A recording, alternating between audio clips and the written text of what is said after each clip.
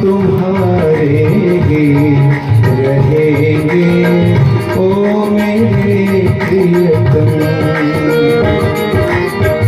हम तुम्हारे हैं प्रभु जी, हम तुम्हारे हैं, हम तुम्हारे ही रहेंगे ओ मेरे प्रियतम। हम तुम्हारे ही रहेंगे ओ मेरे प्रियतम। हम तुम्हारे ही रहेंगे ओ मेरे प्रियतम। हरे कृष्ण कृष्ण कृष्ण हरे हरे, हरे राम राम राम हरे हरे। हरे कृष्ण कृष्ण कृष्ण हरे हरे, हरे राम दोनों हाथ उठा कर गाएंगे सभी। हरे हरे, हरे कृष्ण कृष्ण कृष्ण हरे हरे, हरे राम राम राम हरे हरे। हरे कृष्ण कृष्ण कृष्ण हरे हरे, हरे राम राम राम हरे हरे,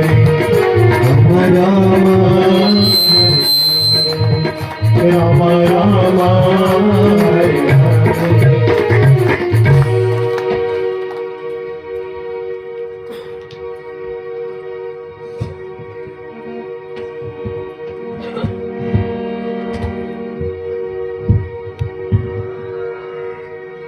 परम मंगलमय परात्पर अखिलेश्वर भक्तवांछा कल्पतरु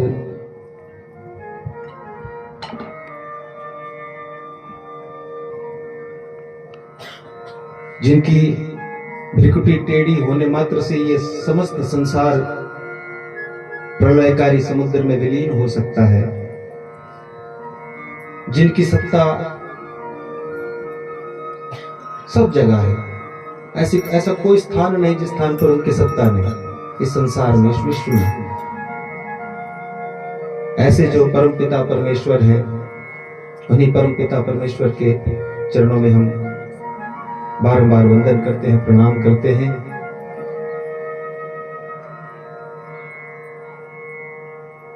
आप सभी परीक्षित रूपी श्रोतागण जो पिछले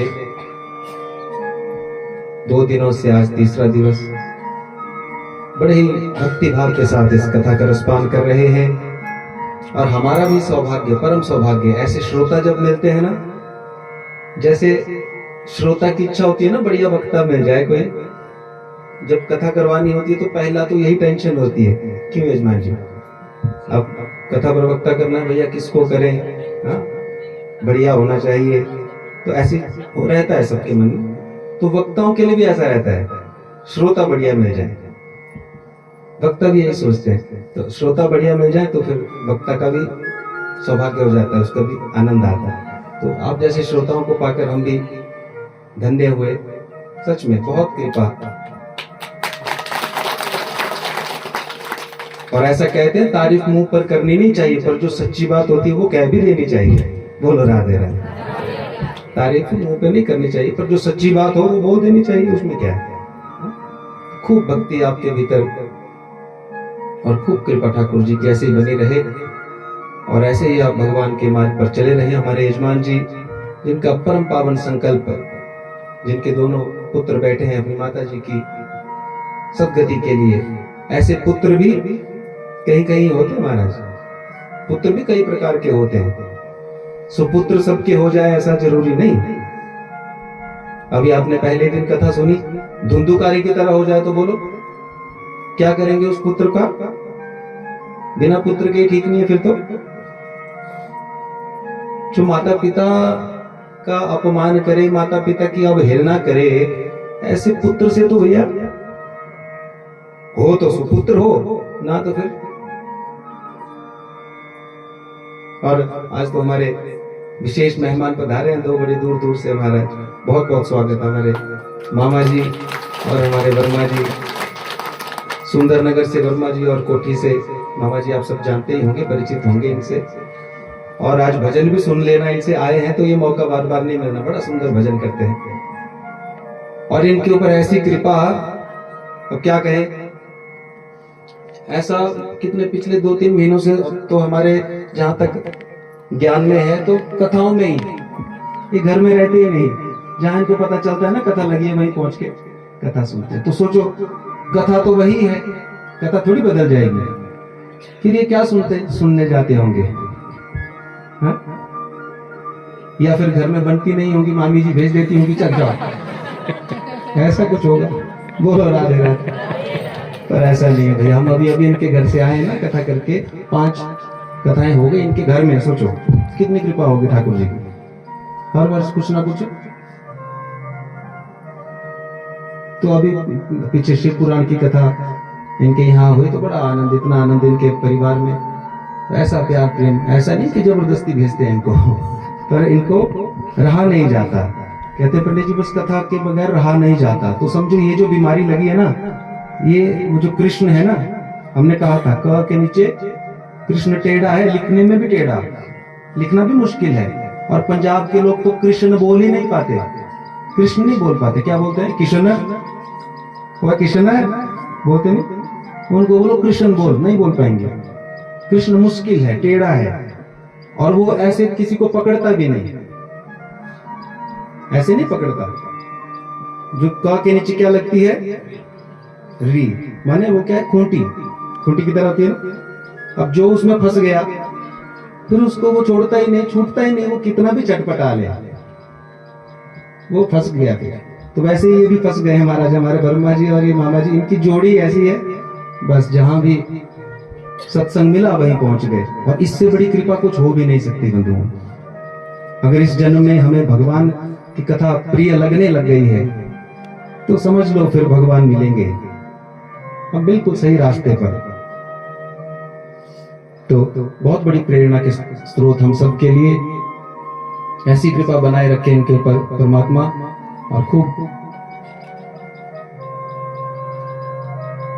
अब आइए आज तृतीय दिवस की कथा में हम आप सब प्रवेश करें। कल की कथा कहाँ छूटी थी, कुछ याद है किसी को? कहां पर विराम दिया था हमने कल की कथा को? सुखदेव जी, क्या हुआ? तालियां एक बार अपने लिए तालियां बजाओ, मैं बजा देता हूँ। ऐसे श्रोता हूं ना, नहीं तो फिर याद ही ना हो कहाँ छूटी थी पंडित जी, पता नहीं। आप जानो, आपने करनी है, हमको क्या। पर आप सब तो एकदम प्रबुद्ध श्रोता हो और बिल्कुल सही बताया। सुखदेव जी भगवान की प्रेरणा से उठ खड़े हुए हैं। राजा परीक्षित को कितने दिन में मर जाना है? 7 दिन में। और हम सबको भी कितने दिन में? 7 दिन। तो सबको ही श्राप लगाए प्यारे। इसलिए अब देखो, परीक्षित जी तो राजा हैं, अपने बचने के अनेक उपाय ढूंढ ही सकते थे, लेकिन कुछ नहीं सोचा। अपनी पत्नी को कहा, बोले देख मेरा सौभाग्य है, मुझे ऐसा पहले ही पता लग गया कि 7 दिन में मरना है, 7 दिन के बाद मरना, मतलब 7 दिन तक तो मैं ठीक ठाक हूँ, इसलिए मैं 7 दिन में अपना कल्याण कर सकता हूँ। बाकियों को तो बेचारों को पता भी नहीं होता, सुबह निकलते हैं बाजार और तब तक फोन आता है, बोले गए। कोई पता थोड़ी है, चलते फिरते आजकल तो मौत ऐसे, हार्ट अटैक कहीं भी, कोई भरोसा थोड़ी कब तक कोई यहाँ पर है। तो परीक्षित जी तो अपना सौभाग्य मान रहे हैं, कहते हैं ये अभिशाप नहीं है, ये तो मेरे लिए वरदान है, मुझे समय तो मिल गया अपना कल्याण करने का। पहुंच गए गंगा की तट पर, अनेक संत मिलने के लिए आ रहे हैं। क्यों? राजा परीक्षित को साथ लगे। सबको बड़ा कष्ट हो रहा है, क्योंकि जब अच्छे व्यक्ति को सजा मिले ना, किसी अच्छे व्यक्ति को कोई सजा मिले तो सबको कष्ट होता है।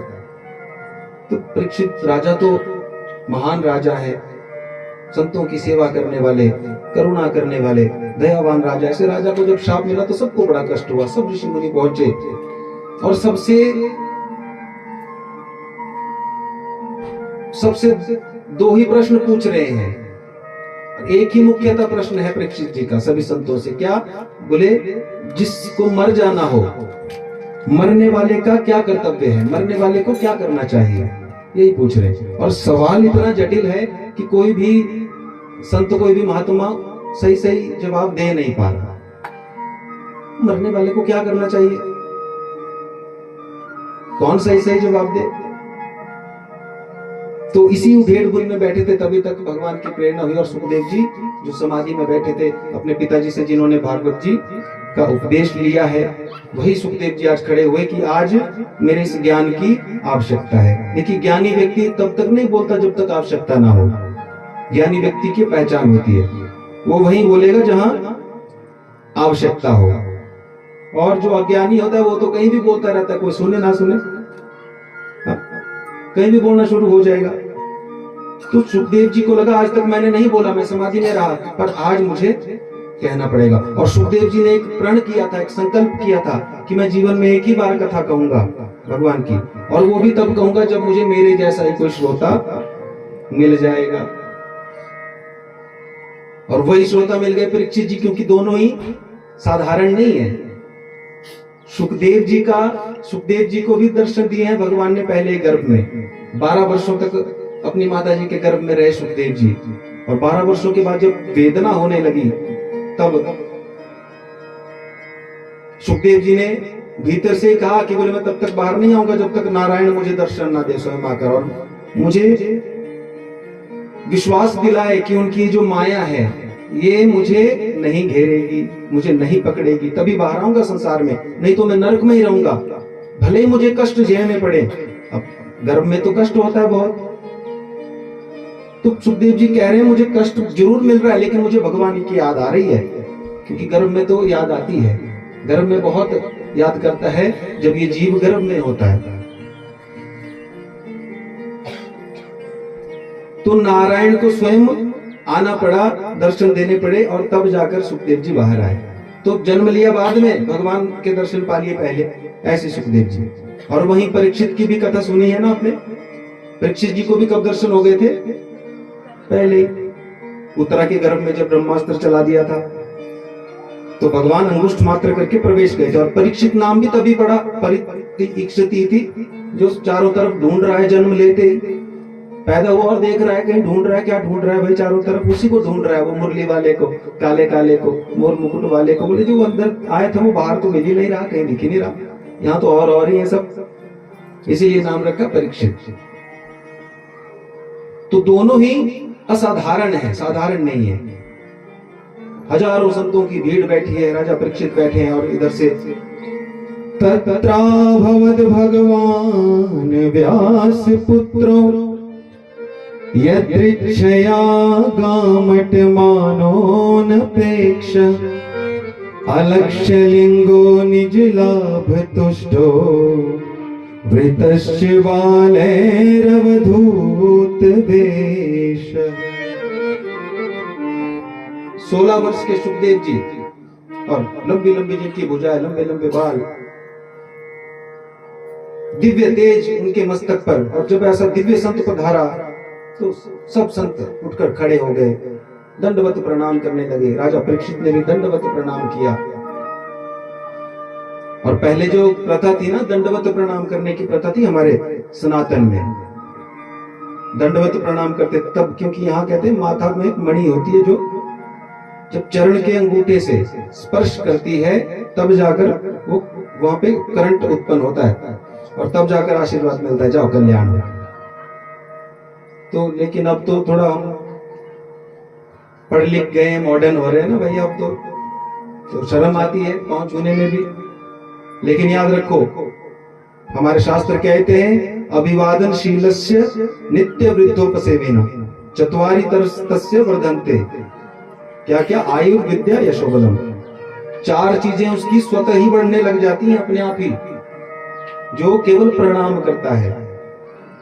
मार्कंडेय जी की कथा सुनी हो आपने, 12 वर्ष की आई थी तो कहा बस चरण छुओ, चरण मत छोड़ना, आशीर्वाद लेते रहे। अंत में भोले बाबा के चरण पकड़े और चिरंजीवी बन गए। आशीर्वाद की तो बड़ी महिमा है।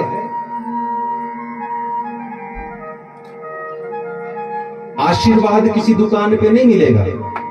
किसी दुकान पे आटा तो मिल जाएगा ना, आशीर्वाद आटा, वो नहीं, पर आशीर्वाद किसी दुकान में थोड़ी मिलेगा। तो आशीर्वाद तो कभी मिलेगा झुकने से, लेकिन झुकेगा कौन? नमंती फलिनो वृक्ष नमंती गुणिनो जना, शुष्कानि काष्ठानि मूर्खाश्च न नमंती कदाचन।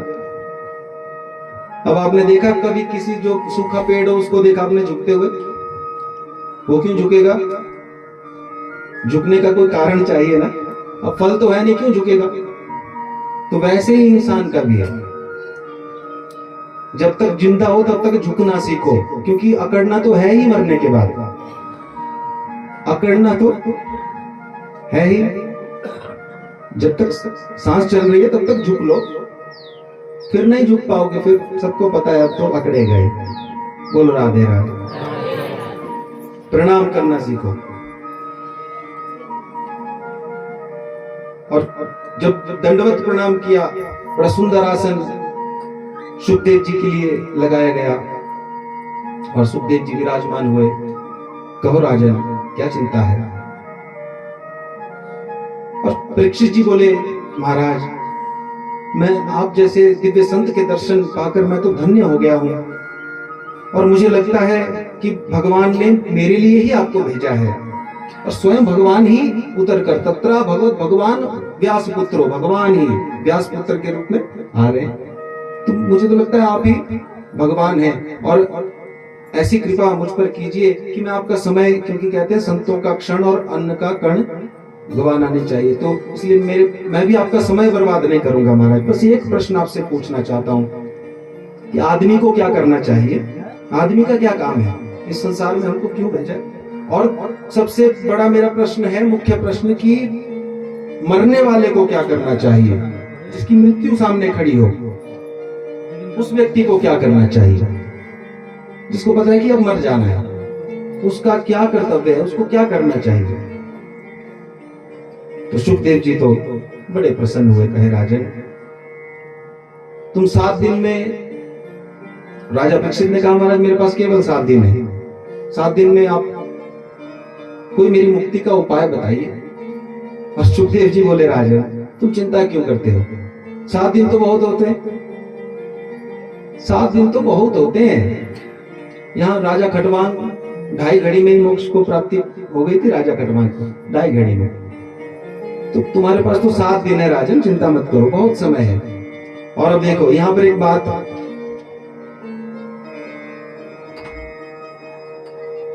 अब जो डॉक्टर होते हैं ना, डॉक्टर होते हैं 2 तरह के।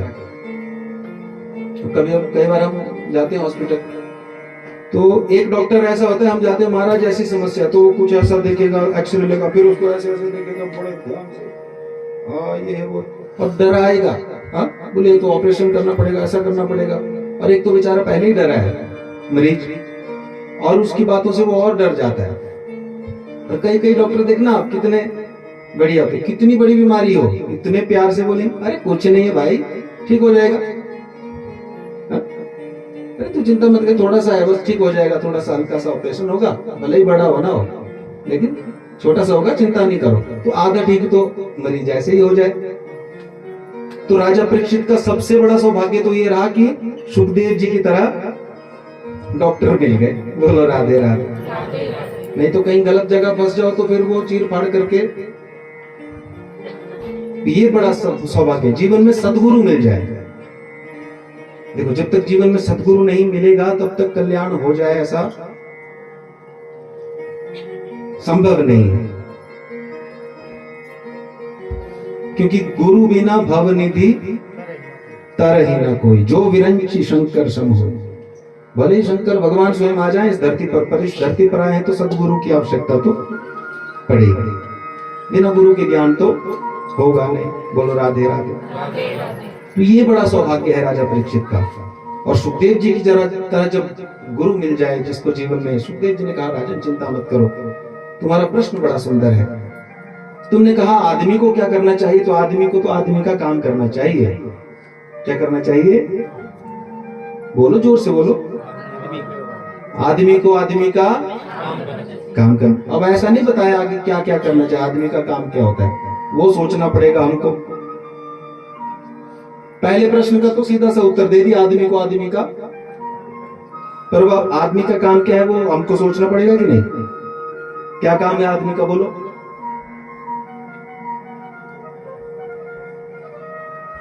अच्छा, यहाँ बाहर कोई गाय बैल घूम रही हो तो उसको बोलेंगे, बोले चलो महाराज हमारे ठाकुर साहब के यहाँ कथा चली हुई, बढ़िया, तो चलो कथा भी सुनेंगे और बाद में प्रसाद भोजन पाके चलेंगे, बढ़िया। तो आ जाएंगे वो गाय बैल घोड़ा खच्चर कोई घूम रहा हो, आपके बोलने से आएंगे? नहीं आएंगे। क्यों नहीं आएंगे बोलो? क्योंकि उनका काम थोड़ी है वो, उनका काम है ये किसका काम है? और किसी आदमी को आप बोलो कि चलो कथा सुनने, वो आ जाएगा? आ जाएगा। और जो ना आए समझो आदमी है ही नहीं, बोलो। क्योंकि अब भैया आदमी का काम कौन करेगा? आदमी का काम आदमी करेगा। अब जो नहीं सुनना चाहता तो इसका मतलब आदमी है ही नहीं, इसलिए नहीं करेगा। समझ आओ। और आदमी का काम क्या है? कोई जानवर हो, कोई गाय बैल हो, उसको आप सुबह सुबह जाओ दातुन पकड़ा दो और कोई ब्रश लगा दो, बढ़िया पेप्सोडेंट ले कर, पहले ब्रश कर फिर दूंगी गाय का घास का पुल्ला, तो बोलो करेगी गाय भैंस? लग जाएगी करने। कई बार देखना, क्या करके देखना, क्या पता। क्योंकि आजकल तो कहीं कहीं तो हम देखते हैं स्थिति हो सकता है वो कर ले, क्योंकि आदमी तो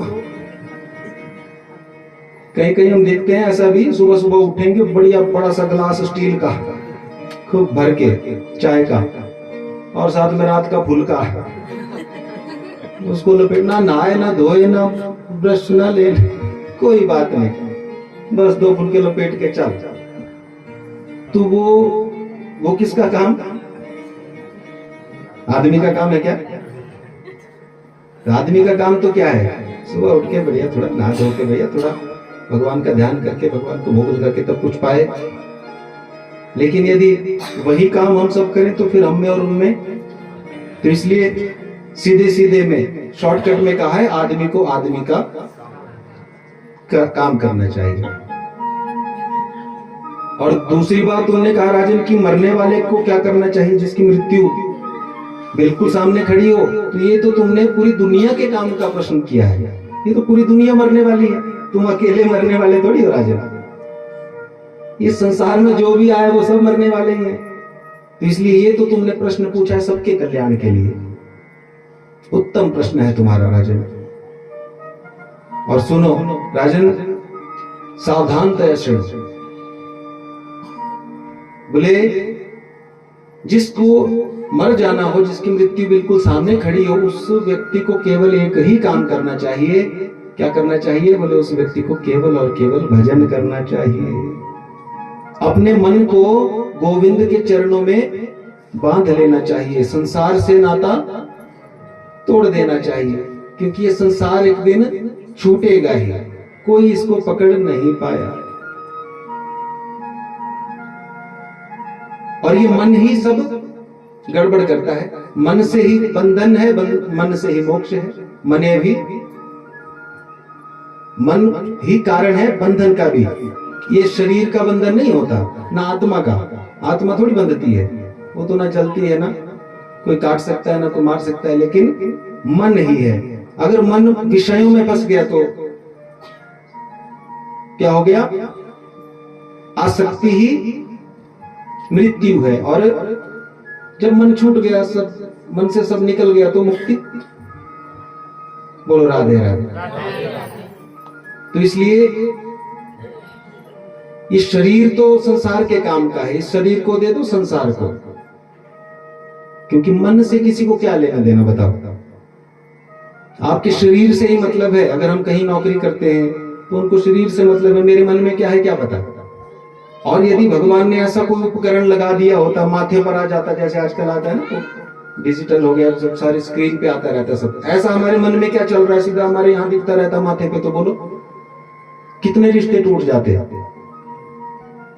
कोई रिश्ता टिक पाता?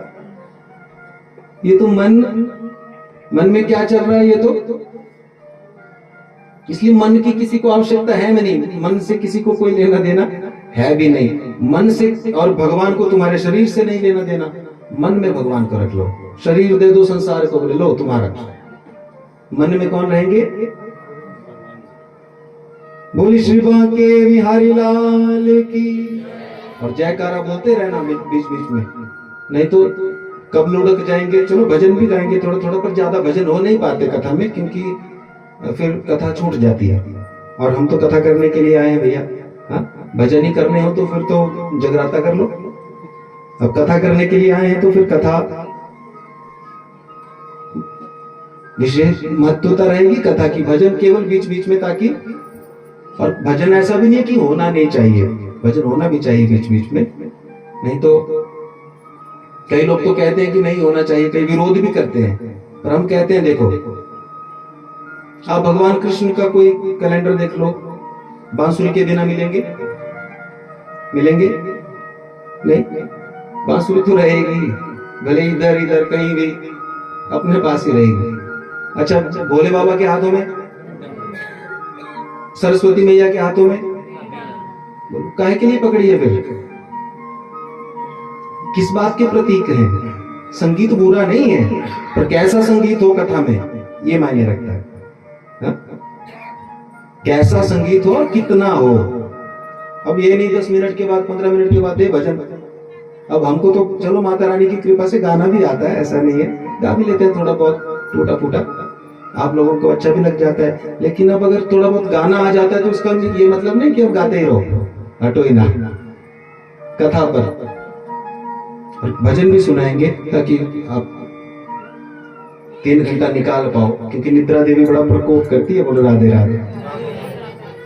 तो सुखदेव जी कह रहे हैं परीक्षित से, राजन सुनो, 7 दिन में यदि अपने इस मन को तुमने भगवान से जोड़ लिया, अपने मन को चढ़ा दो भगवान के चरणों में कि प्रभु अब मेरा कुछ भी नहीं, बस जो कुछ है सो। पर हम गाते तो हैं तन मन धन सब, और मैं तो गाता ही नहीं आरती में, इस पंक्ति को गाता ही नहीं, झूठ गाते हैं सुबह शाम। भगवान के सामने तो कम से कम झूठ मत बोलो भाई। अब तन मन धन, तन भी तेरा, मन भी तेरा, धन भी तेरा, क्या लागे मेरा, और थोड़ा सा कांटा चुभ जाए तो बोल। जब तन तेरा फिर पीड़ा क्यों हो रही है भाई? और जब धन देने की बारी आ जाए तो बोले सब कुछ है तेरा पर दूंगा नहीं, क्योंकि सब कुछ है मेरा। तो ऐसा झूठ क्यों गाएं? इसलिए गाओ ही मत। तो मन को अपने भगवान के चरणों में चढ़ा दो। जब ऐसा सुना तो राजा परीक्षित ने कहा, गुरुदेव यही तो समस्या है। आप कहोगे कि धन को चढ़ा, मैं चढ़ा दूंगा। आप कहोगे फूल चढ़ा, मैं चढ़ा दूंगा। आप कहो रहे मन चढ़ा, मन कैसे चढ़ाऊंगा? ये चढ़ाने की वस्तु है ही नहीं, ये टिकता ही नहीं। थोड़ी देर टिकता है फिर भाग जाता है। तो सुखदेव जी ने कहा, राजन मन को टिकाने के, मन को जीतने के कुछ उपाय बताए सुखदेव जी ने। क्या कहा? जितासनो जित श्वासो जित संगो जितेन्द्रिय स्थूले भगवतो रूपे मनः संधारे धिया। जितासनो जित श्वासो जित संगो जितेन्द्रिय। राजन पहला काम करना पड़ेगा जितासन, आसन को जीतना पड़ेगा। मन को जीतने के लिए पहले क्या जीतना पड़ेगा? बोलो आसन। कैसे जीतना पड़ेगा? युद्ध करके। आसन जीतने का मतलब बैठने का जो आप आजकल कर रहे हो, आजकल आप यही तो कर रहे हो, जितासन।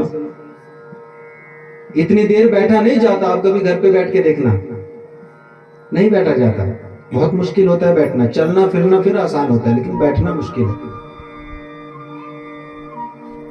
और आप 3-3 घंटा रोज बैठ रहे हो, तो यही तो जितासन, जितासन की आप पहला काम कर रहे हो। और दूसरी बात, जित श्वासो, अपनी सांसों को जीतो। कैसे? बोले योग के द्वारा, प्राणायाम के द्वारा। योग प्राणायाम करो, अनुलोम विलोम करो, कपालभाति करो, बहुत सारे योगा प्राणायाम। योग से मन को जीता जाता है, तन के लिए व्यायाम होता है। व्यायाम और योग एक ही नहीं है, कई बार हम उनको एक ही समझ लेते हैं।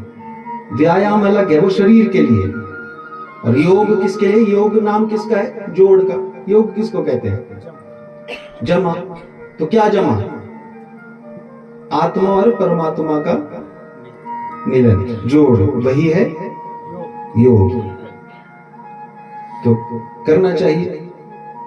आर्ट ऑफ लिविंग से भी हम जुड़े हैं, बहुत समय तक हमने आर्ट ऑफ लिविंग के कोर्स लिए, योगा भी कराया सब लोगों को, बड़ी दूर दूर तक जाके। तो बहुत फायदा मिलता है इससे, करना चाहिए सबको। और जो ज्यादा मोटे हो रहे हैं वो तो जरूर करो, क्योंकि मोटापा अच्छा नहीं है, खूब करो। बोलो राधे राधे। तो जित आसनो, जित श्वासो, जित संगो। तीसरी बात कही, जित संगो, संग को जीतो। जैसा होगा संग वैसा ही रंग। करना नहीं पड़ेगा। 4 जुआरियों के साथ रहो, हफ्ता भर ऐसे जुआरी बनोगे, ऐसे ही रहो उनके पास, बस देखते रहो उनको, कुछ नहीं करना पड़ेगा। तो जैसा संग होगा वैसा रंग चढ़ ही जाएगा अपने आप। संतों के बीच में रहोगे, भगवान की कथा सुनोगे, तो वैसा ही रंग चढ़ने लग जाएगा। भक्ति स्वतः अपना कार्य करने लग जाएगी।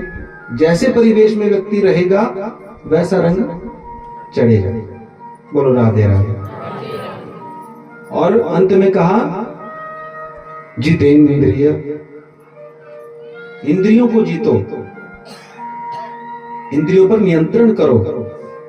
आंखें देखना चाहती है तो अच्छा अच्छा देखो, जीवा खाना चाहती है तो अच्छा अच्छा खाओ, बढ़िया बढ़िया खाओ, भगवान को भोग लगाकर खाओ, क्या बुराई है खाने में भी। तो इस तरह से जब हम करेंगे, प्रयास करेंगे, तो एक दिन हम अपने मन पर विजय प्राप्त कर लेंगे। भोले बाल कृष्ण लाल की। और आगे राजा परीक्षित पूछते हैं, महाराज इस सृष्टि को परमात्मा कैसे बनाते हैं, क्यों बनाते हैं इस सारी पृथ्वी को परमात्मा?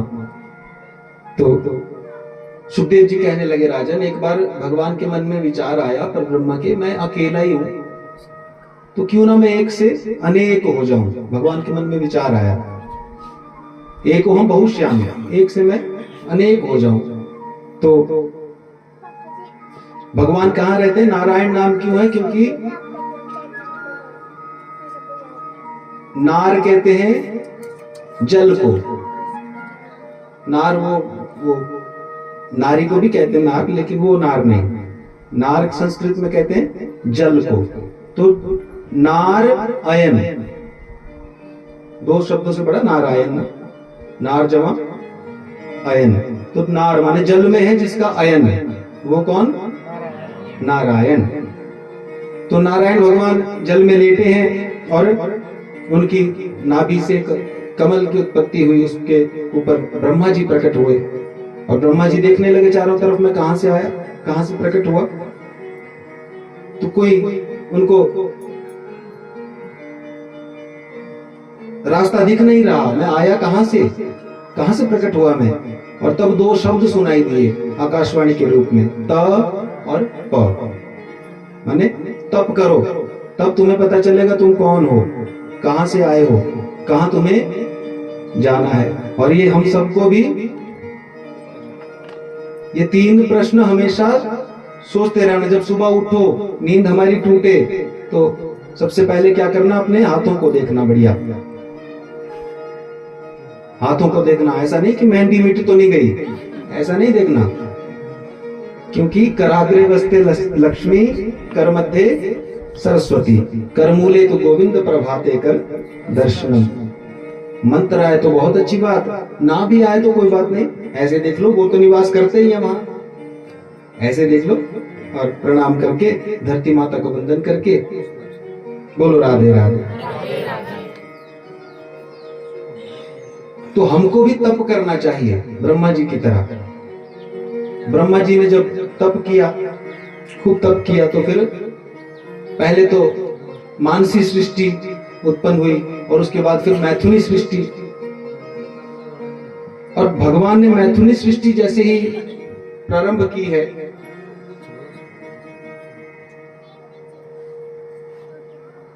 तो मैथुनी सृष्टि में जैसे एक सोने की ईंट मानो, एक सोने का टुकड़ा किसी के पास हो और उसको सुनार के पास दे दिया जाए, और वो कितने गहने उसके बना देगा। अब शादी में कितने गहने होते हैं, कोई कान का क्या कहते कुंडल, पांव की पायल, कंगन, हार, कितनी सारी गहने बन गए। पहले क्या था, लोग वो सोना ही था। जब आपके पास था तब तो सोने का टुकड़ा था, सोना था, लेकिन अब कितनी चीजें बन गई, कोई पायल, कोई कंगन, कोई हार, कोई तिल्ली, तो कितने गहने बन गए, कितने नाम पड़ गए। तो वैसे ही भगवान है, वैसे ही पहले है सोना ही। अब जब वो गहनों का पुराना फैशन हो जाता है, कई बार माताओं का ना बड़ा पुराना फैशन हो जाता है, तो फिर क्या करती है, जाती है सुनार के पास, वो फिर ओखली में डालता है, फिर वैसा ही बना देता है, बोला फिर नया आकार बना दे। वो सब गायब हो गया, ना वो तिल्ली रही, ना कंगन रहा, ना पायल रही, क्या बन गया फिर से, सोना ही। तो सोना तो रहेगा ही, भले ही कंगन रहे ना रहे, बाजूबंद रहे, हम सब क्या हैं, गहने अलग अलग। सोना तो कौन है, कौन है बोलो, भगवान। तो हम तभी तक हैं जब तक वो, अब जैसे घड़ा है, घड़ा किससे बनता है बोलो, मिट्टी से। अच्छा, जब घड़ा नहीं था, मिट्टी तब भी थी। जब घड़ा है तब भी मिट्टी है कि नहीं, घड़ा है तब भी मिट्टी है। अच्छा, घड़ा नहीं रहा, टूट गया घड़ा, तब मिट्टी तो रहेगी। तो हम सब क्या हैं, मिट्टी है कि घड़े, समझ में आ जाए तो फिर मिट्टी है। लेकिन अगर हम घड़ा भी समझें अपने आप को, तब भी ये समझ जाना कि रहेगी मिट्टी।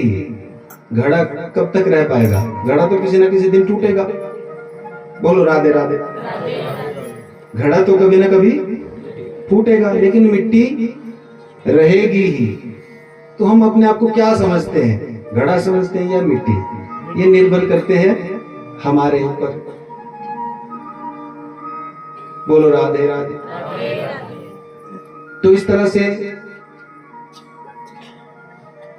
सृष्टि का वर्णन सुखदेव जी ने वर्णन किया राजा परीक्षित को, कि राजन ये सब सृष्टि भगवान की है, भगवान ही है, जहां भी देखो परमात्मा ही है।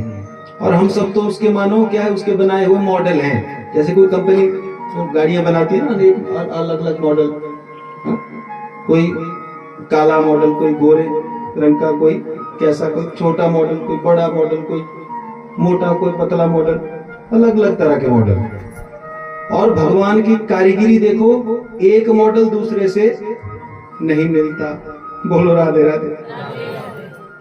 कैसी कारीगिर होंगे भगवान, एक मॉडल दूसरे से मिलता नहीं। और यही नहीं कि हम सब में, जीव जंतुओं में छोड़ो, आप कहीं नाले में चले जाओ, पत्थर उठा लो, एक पत्थर हम आपको लाकर दें कि ऐसा ही दूसरा लेकर आओ, कोई ला पाएगा?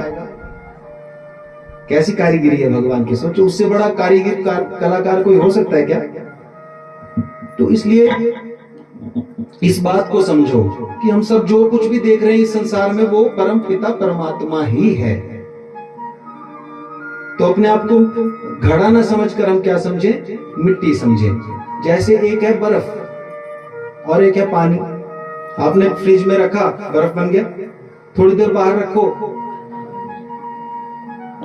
बर्फ नहीं रहा, लेकिन पानी तो पानी तो रहेगा ही। तो ये जो बीच की परिस्थिति होती है, हम अपने आप को बर्फ समझ लेते हैं या घड़ा समझ लेते हैं, तभी जब हम जान जाते हैं कि अरे भैया घड़ा तो हम हैं, लेकिन वास्तव में तो है मिट्टी। हमें लग रहा है कि हम घड़ा है। बोलो राधे राधे। तो इस तरह से अनेक उदाहरण दिए। क्षिति जल पावक गगन समेरा पंच रचित अति अधम शरीरा।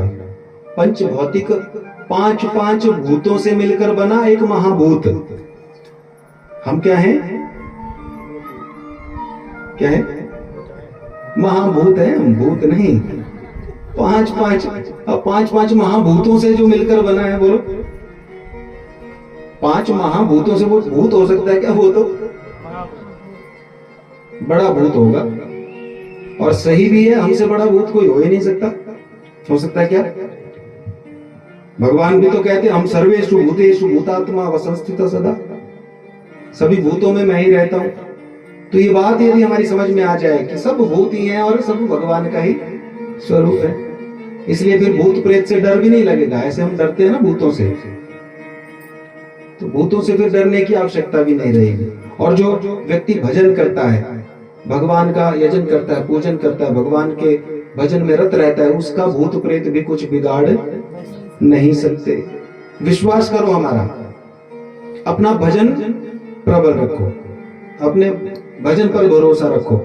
दुनिया की जितनी भी बुरी शक्तियां हैं तुम्हारा कभी कुछ बिगाड़ी नहीं पाएंगी। बिगाड़ेंगी कब? जब तुम्हारा भजन कमजोर पड़ जाएगा, तुम अपनी कुलजा के पास जाना छोड़ दोगे, अपनी मान्यताओं को छोड़ दोगे, भगवान का भजन छोड़ दोगे, कभी धूप नहीं करोगे, दीप नहीं करोगे, तो फिर तो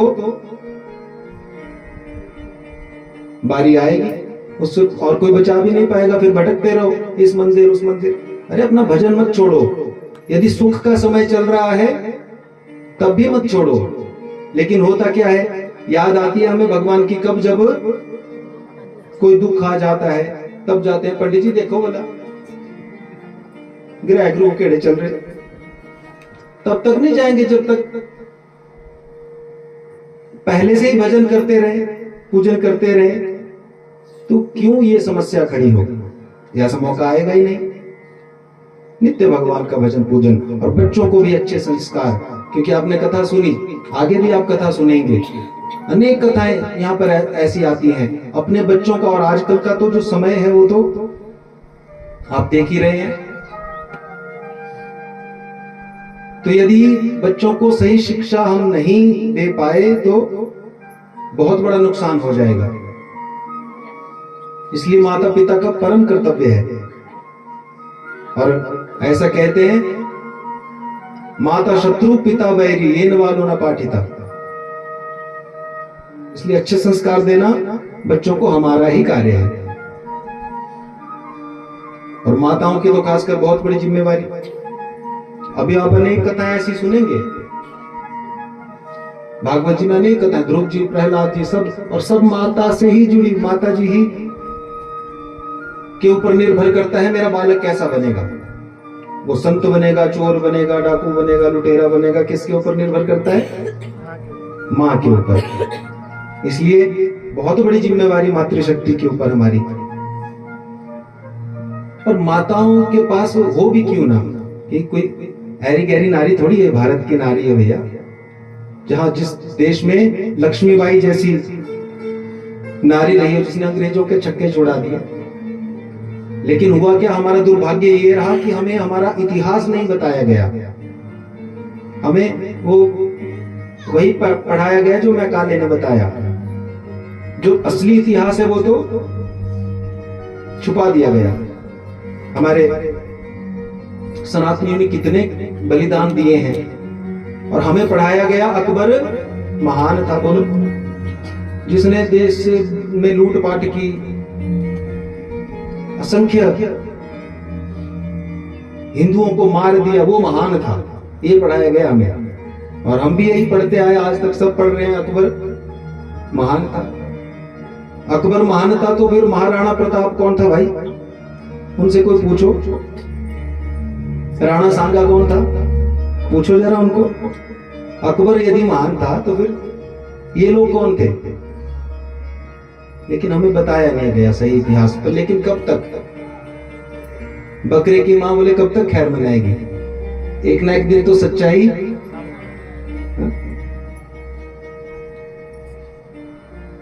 बोले जहां जहां खुदा है वहीं भगवान है। ध्यान से सुनो, जहां जहां खुदा है वहां भगवान है। और ना यकीन हो तो खोद कर देख लो। बोलो राधे राधे। तो है सब यहीं से ही निकला हुआ, लड़ाई सब। और आगे सुखदेव जी राजा परीक्षित से पूछ रहे हैं, बोले राजन तुम एक बात बताओ, तुमने इतने प्रश्न पूछे, अब मैं तुमसे एक प्रश्न पूछता हूं। सुखदेव जी कह रहे हैं तुम्हें क्या लगता है अपनी मति के अनुसार, जैसे हम भी कई बार पूछ लेते हैं ना आपसे प्रश्न, तो इसीलिए पूछते हैं क्योंकि ये कथा हुई ऐसे है। कुछ प्रश्न परीक्षित जी पूछ रहे हैं, कुछ सुखदेव जी पूछ रहे हैं, तो इस तरह से कथा आगे बढ़ रही है, तो इसलिए हम भी पूछते रहते हैं बीच बीच में, और आप बढ़िया जवाब देते हो तो बढ़िया लगता है। तो सुखदेव जी कह रहे हैं राजन एक बात बताओ, तुम्हें क्या लगता है कि भगवान जल्दी किसको मिलते होंगे? भगवान किसको मिलते होंगे, तुम्हें क्या लगता है? तुम अपनी मति से बताओ। तो परीक्षित जी बोले महाराज मुझे लगता है भगवान उसी को मिलते होंगे जो दिन में 5-7 बार नहाता होगा, स्नान करता होगा, बढ़िया साफ सुथरा रहता होगा, बढ़िया, उसी को मिलते होंगे। तो सुखदेव जी को हंसी आई, बोले राजन यदि ऐसी बात होती, भगवान ये देखते कि ये नहाया है कि नहीं नहाया है, तो फिर वो कोल भीलों को गले क्यों लगाते? राम जी जब जा रहे थे कोल भीलों को भी गले, वो तो 6-6 महीने बेचारे नहाते नहीं थे, बांस लगी रहती थी उनके शरीर से, तो उनको भी भगवान राम ने गले लगा लिया। तो ऐसा नहीं देखते भगवान। बोले तो क्या देखते होंगे राजन? और सोचो, और क्या लगता है तुम्हें? बोले महाराज तो मुझे लगता है कि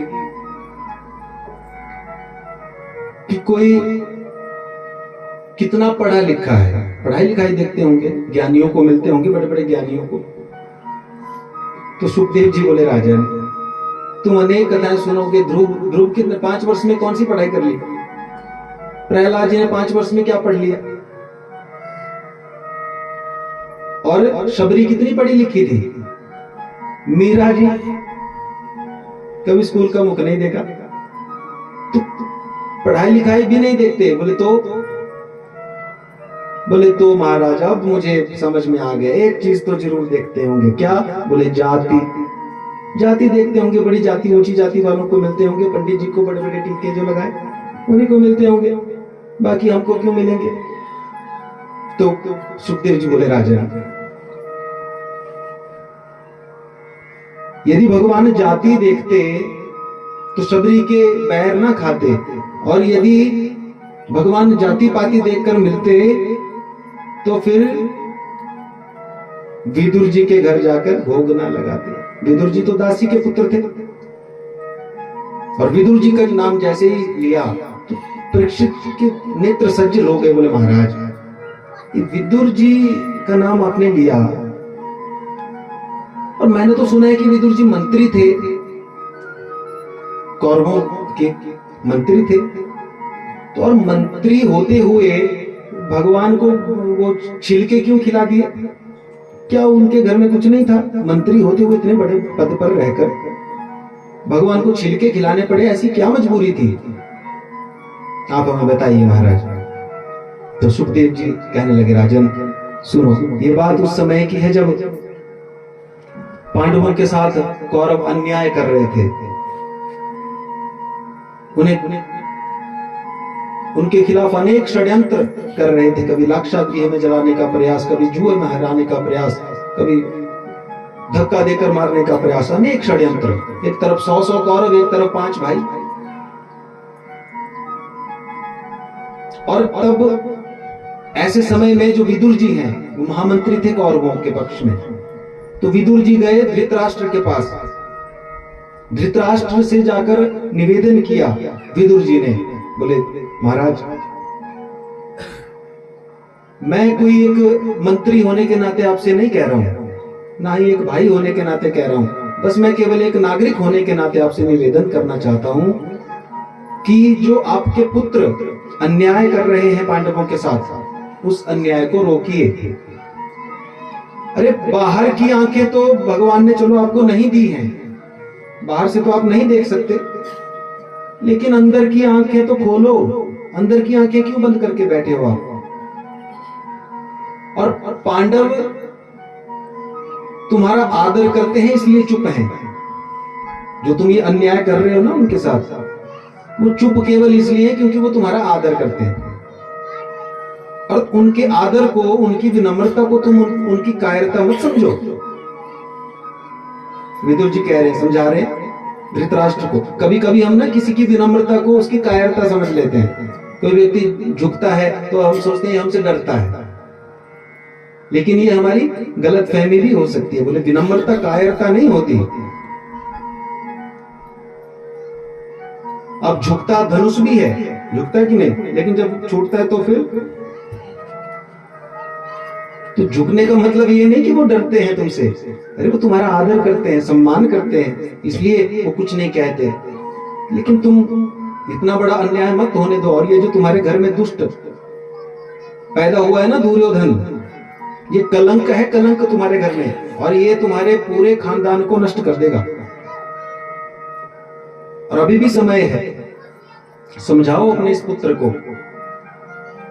और ऐसा कहते हैं शास्त्र, बोले यदि एक प्रदेश को नष्ट करने से पूरा देश बच जाए तो उस प्रदेश को नष्ट कर देना चाहिए। और यदि एक नगर को नष्ट करने से एक प्रदेश बचता हो तो उस नगर को नष्ट कर दो। एक गांव को नष्ट करने से पूरा नगर बच रहा है तो उस गांव को नष्ट कर दो। और एक व्यक्ति का त्याग करने से यदि पूरा घर बच रहा है तो उस व्यक्ति का त्याग करने में ही भलाई है राजन।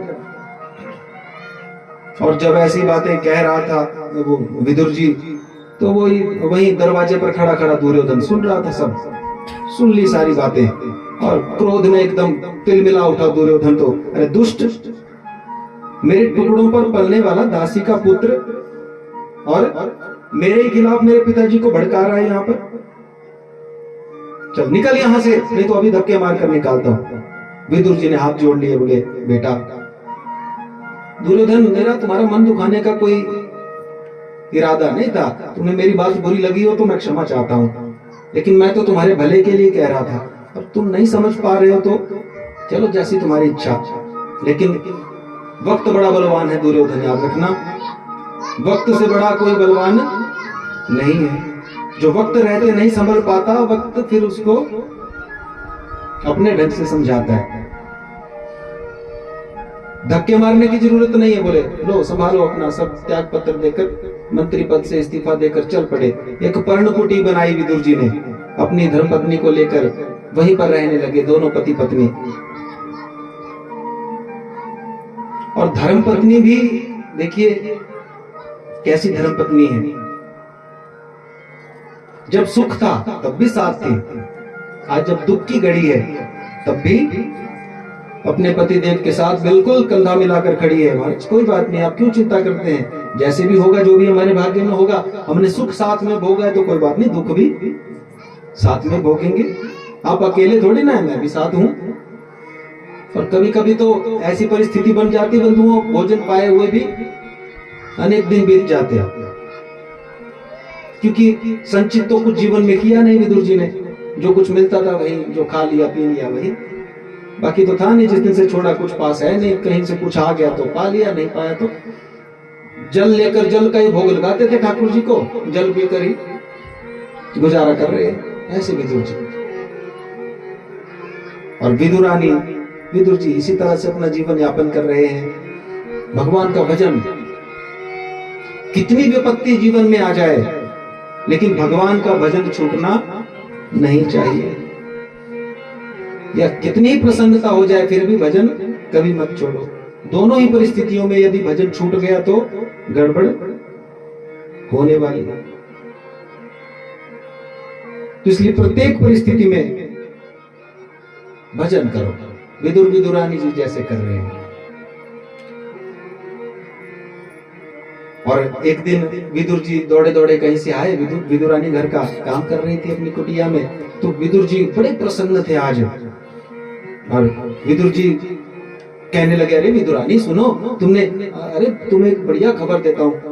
अरे बड़ी खुशी की बात है। क्या है बताओ तो सही महाराज, क्यों इतना प्रसन्न हो, क्यों इतना नाच रहे हो?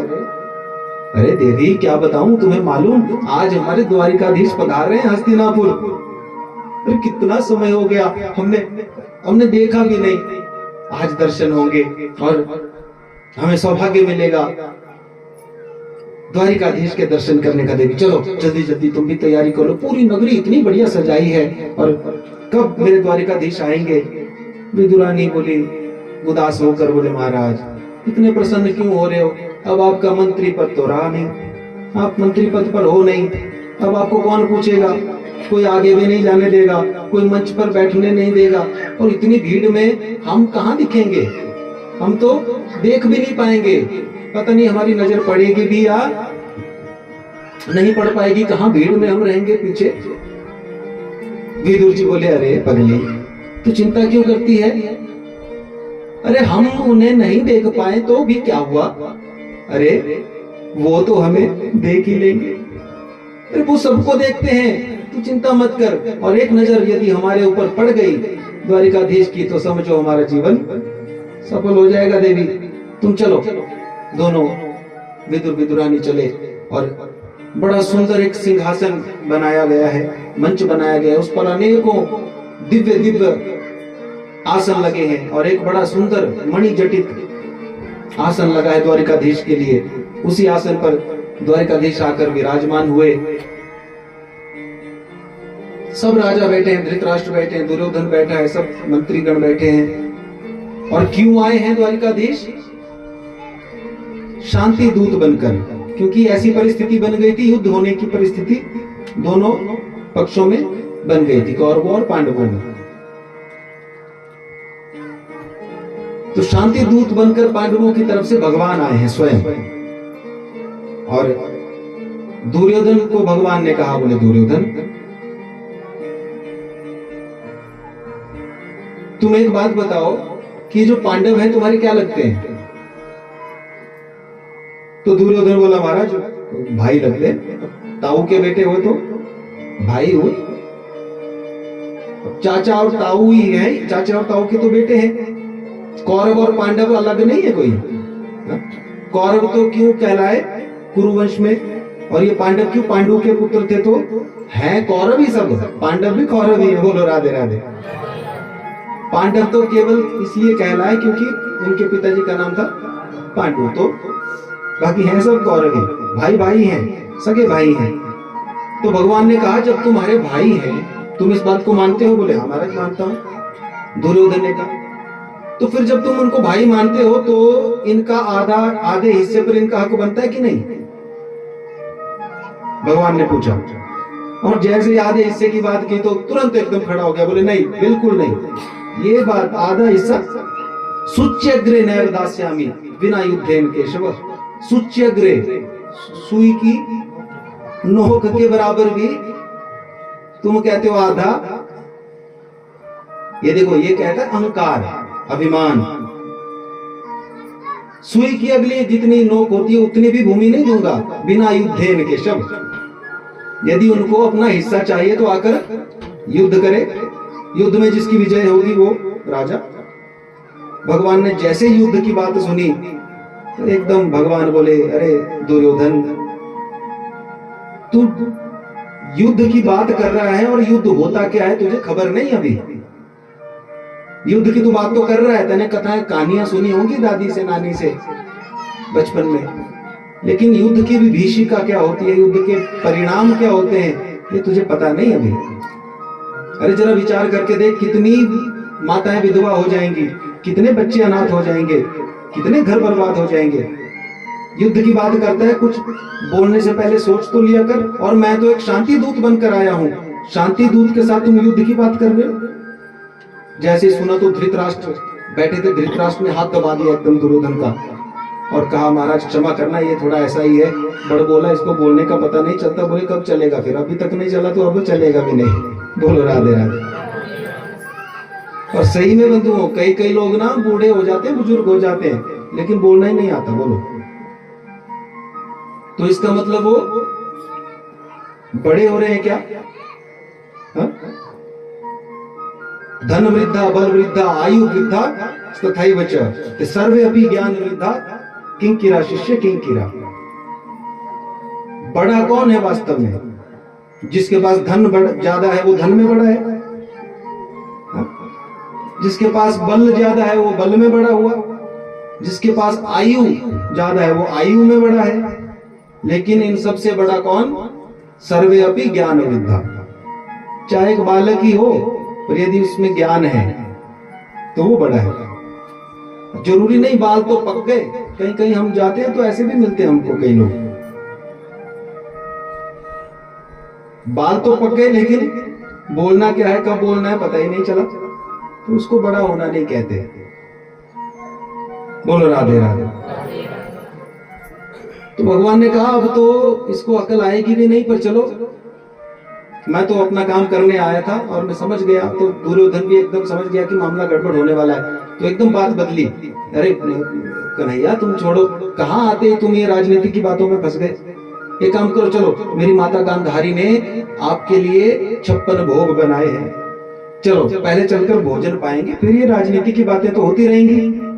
दुर्योधन बोला, और भगवान बोले देखो दुर्योधन, भोजन दो ही परिस्थितियों में करता है व्यक्ति। भोजन करने के लिए दो ही चीजें, दो ही परिस्थितियां होती हैं। पहली तो अगर करने वाले को भूख लगी हो, भोजन करने वाले को भूख लगी हो तभी करेगा ना, या भूख भी ना हो। बोलो दूसरी परिस्थिति, भूख भी ना हो पर करवाने वाले के मन में भाव बहुत हो, सामने वाले के मन में भाव बड़ा भारी, नहीं महाराज ये थोड़ा सा तो ले, अरे नहीं भूख नहीं अभी, अरे थोड़ा सा ले लो, इतना सा ले लो, ऐसा बढ़िया भाव हो तो फिर लेना पड़ सकता है। दो ही परिस्थितियों में भोजन हो सकता है, या भूख लगी हो या करवाने वाले के मन में भाव हो बड़ा। तो भगवान कह रहे दुर्योधन को, बोले यहाँ तो भाई साहब कुछ भी नहीं है, दोनों ही चीजें नहीं है, यहाँ पर तो दोनों ही नहीं है। मेरे पेट में भूख नहीं है, तेरे मन में भाव नहीं है, तो भोजन करने का तो कोई प्रश्न ही नहीं बनता। आज का भोजन हम करेंगे, आज का भोजन लेकिन हमारा होगा विदुर जी के घर।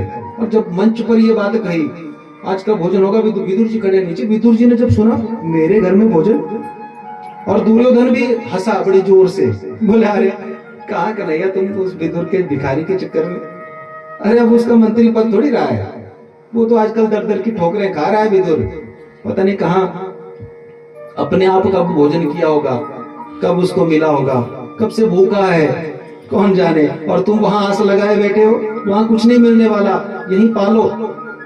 भगवान बोले नहीं जो भी होगा, मुझे बुलाया है, अगर निमंत्रण दिया है।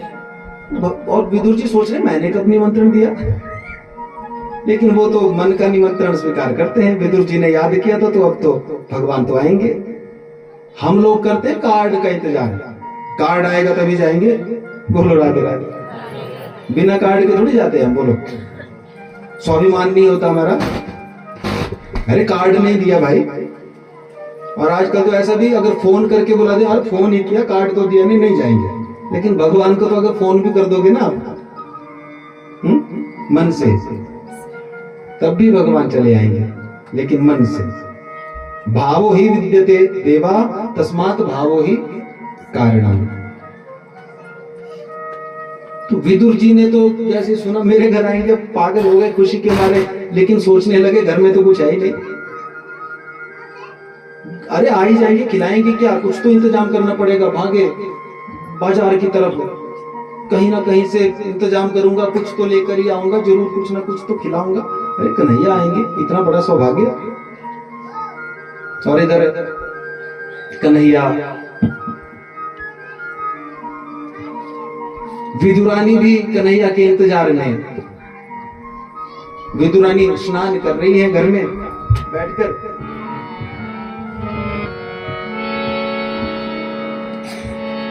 विदुरानी जी स्नान करते हो गा रही है बड़े भक्ति भाव से। आइए आप भी गाइए, ताकि लुढ़क ना जाए आप थोड़ा थोड़ा।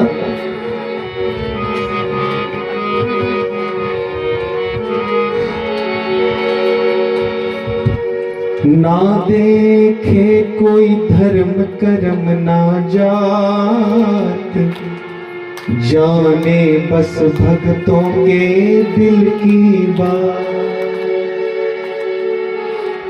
विदुरानी का बड़ा सुंदर भाव है। आइए आप सब भी विदुरानी बनकर, विदुर बनकर उस भाव में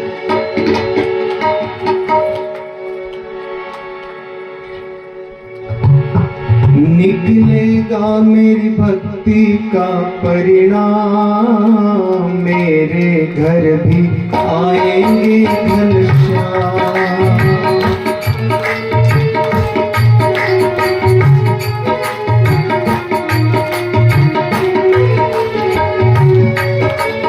निकलेगा मेरी भक्ति का परिणाम, मेरे घर भी आएंगे घनश्याम, मेरे घर भी आएंगे घनश्याम।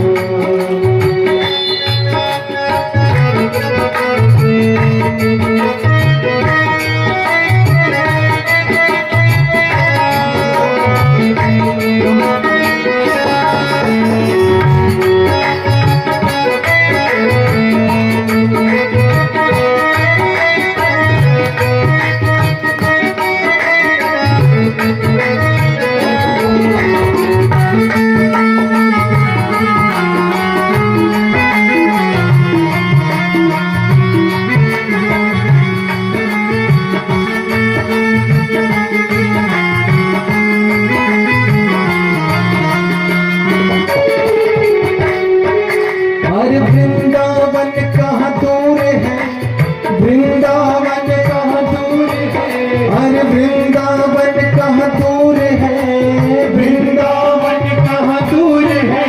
सब तेरी नजर का कसूर है। राधे राधे राधे राधे बोल श्याम आएंगे, आएंगे श्याम आएंगे। राधे राधे बोल श्याम आएंगे, आएंगे श्याम आएंगे। अरे राधे राधे बोल श्याम आएंगे, आएंगे श्याम आएंगे। अरे राधे राधे बोल श्याम आएंगे, आएंगे श्याम आएंगे।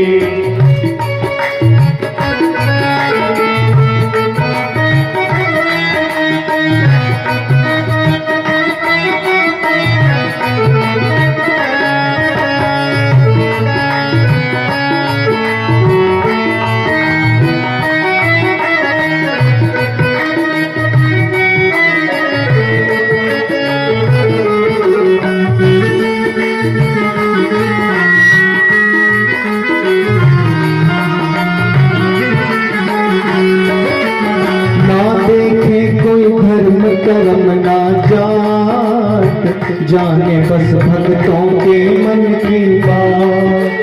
ना जाने कोई धर्म कर्म ना जात, ना देखे कोई धर्म कर्म ना जात, जाने बस भक्तों के दिल की बात। ना जाने कोई धर्म कर्म ना जात, जाने बस भक्तों के दिल की बात। प्रेम के आंसू जिनके बहते हैं, उनके तो हर अंग संग रहते हैं। प्रेम के आंसू जिनके बहते हैं, अंग संग रहते हैं। मैं भी दासी हूँ हरिदासी हूँ, मैं भी प्यासी हूँ हरिदासी हूँ। राधा जी की खासम खासी हूँ, राधा जी की खासम खासी है। सुन कर ना देर लगाएंगे। राधे राधे ओ राधे राधे बोल श्याम आएंगे, आएंगे श्याम आएंगे। राधे राधे बोल श्याम आएंगे, आएंगे श्याम आएंगे। राधे राधे बोल श्याम आएंगे, आएंगे श्याम आएंगे। अरे वृंदावन कहाँ दूर है, वृंदावन कहाँ दूर है। सब तेरी नजर का कसूर है। राधे राधे अरे राधे राधे बोल श्याम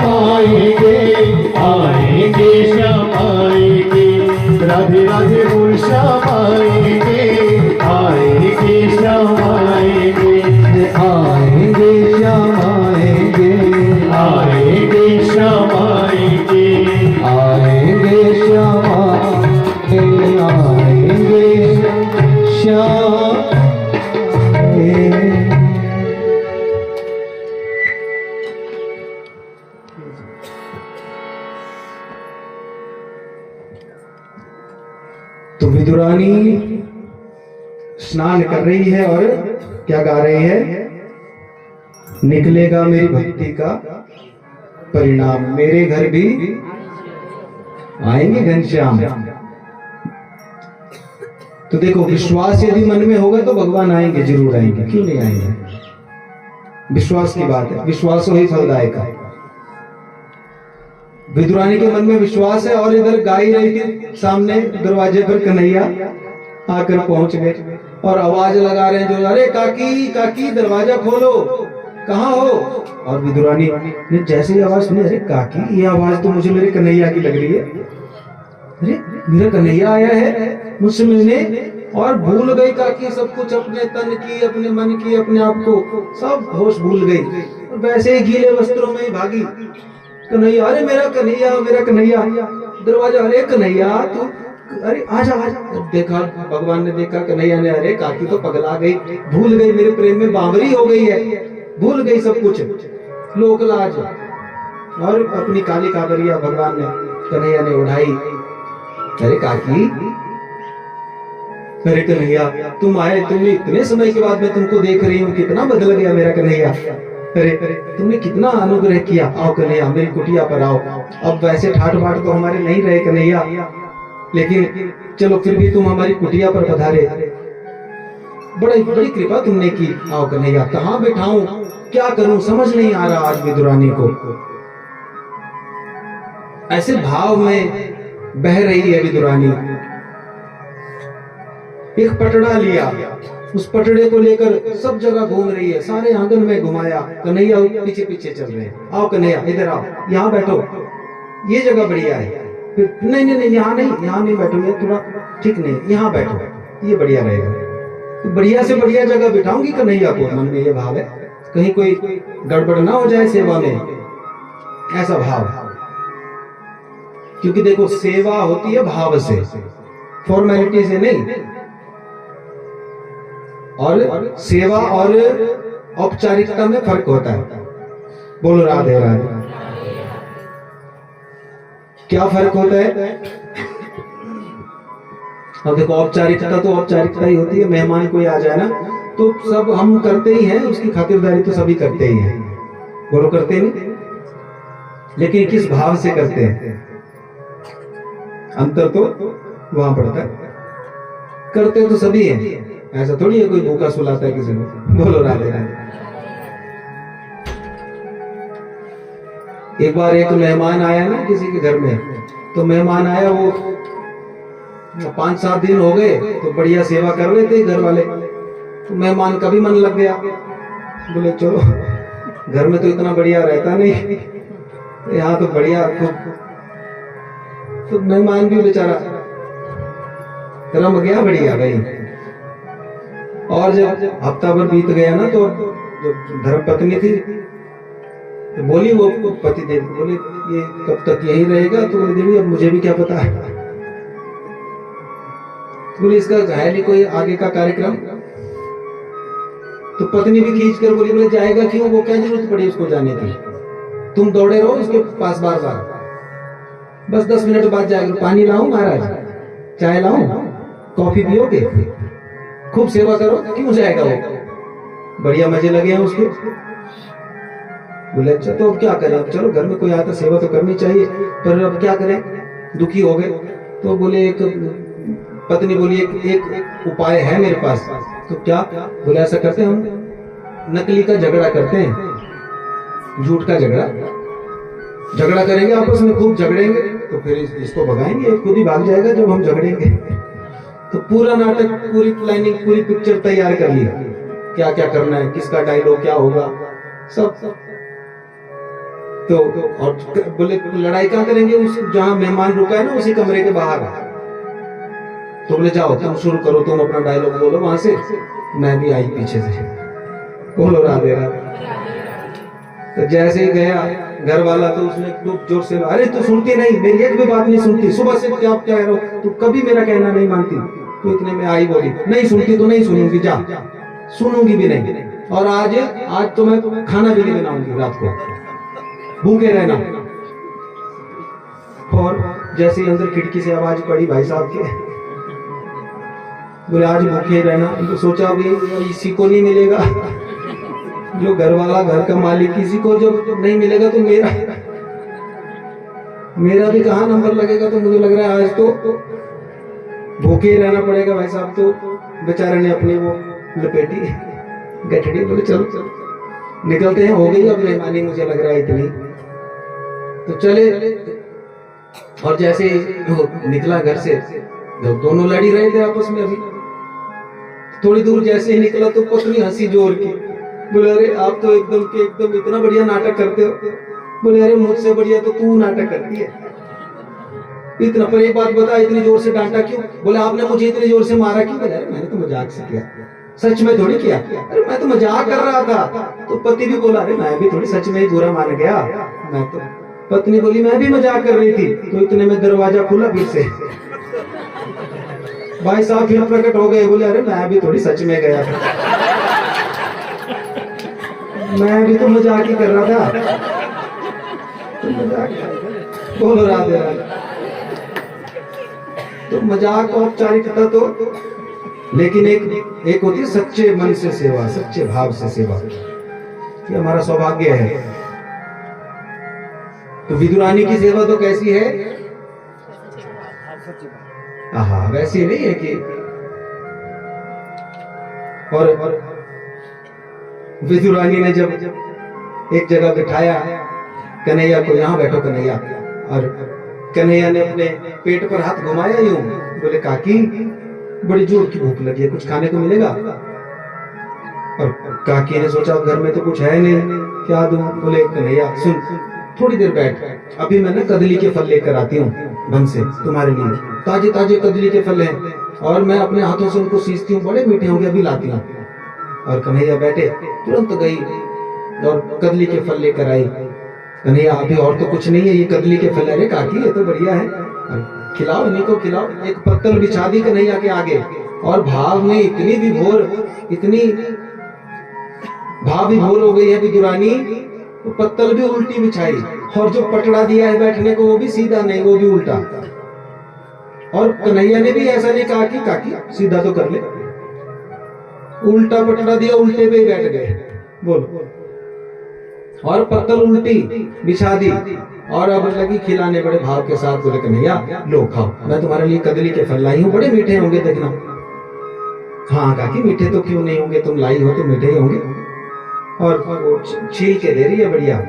और लेकिन एक गलती होगी गड़बड़ देने में, जो तो खिलानी थी चीज वो तो रख दी एक तरफ, और जो फेंकना था छिलका पकड़ा रही है गोविंदो, ले कन्हैया ये खा, इतना मीठा होगा, मैंने अपने हाथों से सींचा है इन पौधों को, रोज मैं जल देती हूँ अपने हाथों से, ले मेरा कन्हैया खा ले।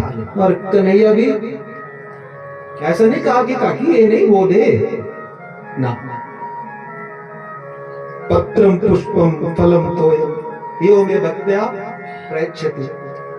अरे जो भी मुझे मेरा भक्त, मैं तो भक्तों के अधीन हूँ, और भक्तों के अधीन है परमात्मा। आप कभी भी इस बात को साकार रूप में ले लो चाहे निराकार रूप में ले लो। यदि साकार रूप में किसी आपने कोई घर में ठाकुर जी रखे हैं, भगवान रखे हैं, तो बोलो आपके अधीन रहते हैं कि नहीं? आप नहलाओगे तो ना जाएंगे, आप नहीं नहलाओगे तो बैठे बेचारे वैसे ही। कोई भोग लगा देगा तो पालेंगे, नहीं खिलाएगा तो बोलो भक्तों के अधीन है भगवान के नहीं? कि झूठ का है भगवान में? भगवान हमेशा भक्तों के अधीन रहते हैं, भक्त पर अधीन। और आज तो जब छिलके खिला रही है तो छिलके बड़े प्रेम से पा रहे हैं मेरे कन्हैया। एक छिलका नहीं, 2 3 4 5 7 8 10 छिलके खिला गए विदुरानी, और कन्हैया पाए जा रहे हैं प्रेम से। विदुरानी की आंखों से अश्रुधारा, अरे कन्हैया मेरे सौभाग्य, मेरे हाथों से तुम भोग पा रहे हो, कौन सा मैंने ऐसा पुण्य कर्म किया होगा पिछले जन्म में। और इतने में विदुर जी वापिस आकर पहुंचे, दरवाजा खोला, अपने हाथ में एक दूध का लोटा पकड़ा है, कुछ मिठाइयां पकड़ी हैं, लड्डू लेकर आए हैं अपने कन्हैया के। अरे कन्हैया आएंगे तो कुछ ना कुछ तो भोग लगाएंगे, माखन मिश्री सब लेकर आए हैं। और जैसे ही देखा पहुंचकर तो कन्हैया तो उल्टे पटड़े पर बैठकर वो छिलके पा रहे, छिलके खा रहे। और विदुरानी बैठी है सामने, वो दिए जा रहे हैं और कन्हैया।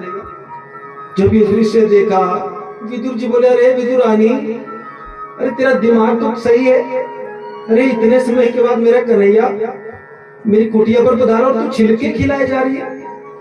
जब कहा छिलके खिलाए जा रही है, तब विदुरानी की आंख खुली, हे भगवान, उस जो खिलाने वाली चीज थी वो तो मैं एक तरफ धरी जा रही हूँ और इतनी देर से मेरा कन्हैया छिलके खाए जा रहा है। विदुरानी बोली, अरे कन्हैया, अरे मैं तो ऐसी पगली हूं, पर तुम तो कह देते। विदुर जी बोले, अरे कन्हैया क्या करते हो, कितने छिलके खिला गई होगी है तुमको। अरे क्या करते हो विदुरानी, करो इन छिलकों को एक तरफ करो। और अपने झोली से बढ़िया लड्डू निकाला मोतीचूर का। विदुर जी ने, कन्हैया तुम्हारे लिए लाया हूं, बड़ी दूर से लाया हूं तुम्हारे लिए, लो कन्हैया, ये तो ऐसी पागल है, इसे कुछ पता नहीं लगता, ये तुम लड्डू खाओ। और कन्हैया ने लड्डू भी लिया। विदुर जी दे रहे हैं प्रेम से, तो क्यों नहीं पाएंगे, उसमें भी तो प्रेम है। तो लिया लड्डू, जैसे मुख में डाला, लड्डू लिया, तो विदुर जी ने बड़े प्रसन्न, बड़ी उत्सुकता से पूछा, बोले देखो कन्हैया कैसा है, अच्छा है कि नहीं, बढ़िया है ना, मीठा है ना। तो कन्हैया बोले, हाँ ठीक है। अरे नहीं, मीठा है कि नहीं है। तो कन्हैया बोले, विदुर जी एक बात बताऊं, बुरा तो नहीं मानोगे। अरे नहीं कन्हैया, बुरा क्यों मानूंगा, तुम बताओ तो सही। बोले, विदुर जी मीठा तो था, आपका लड्डू मीठा था, लेकिन उतना मीठा नहीं था जितने विदुरानी के छिलके थे, उतना मीठा है। विदुरानी के छिलके मीठे लग रहे हैं। और क्यों, क्योंकि भगवान कहते हैं, भाव का भूखा हूं मैं, भाव ही एक सार है, भाव से भजे जो मुझको, उसका बेड़ा पार है। भाव, यदि बड़ी से बड़ी वस्तु भी हम भगवान को अर्पित कर दें, लेकिन यदि भाव ना हो हमारे मन में, तो भगवान उसको स्वीकार नहीं करेंगे कभी। याद रखना, छोटी से छोटी वस्तु भी यदि आप भाव सहित।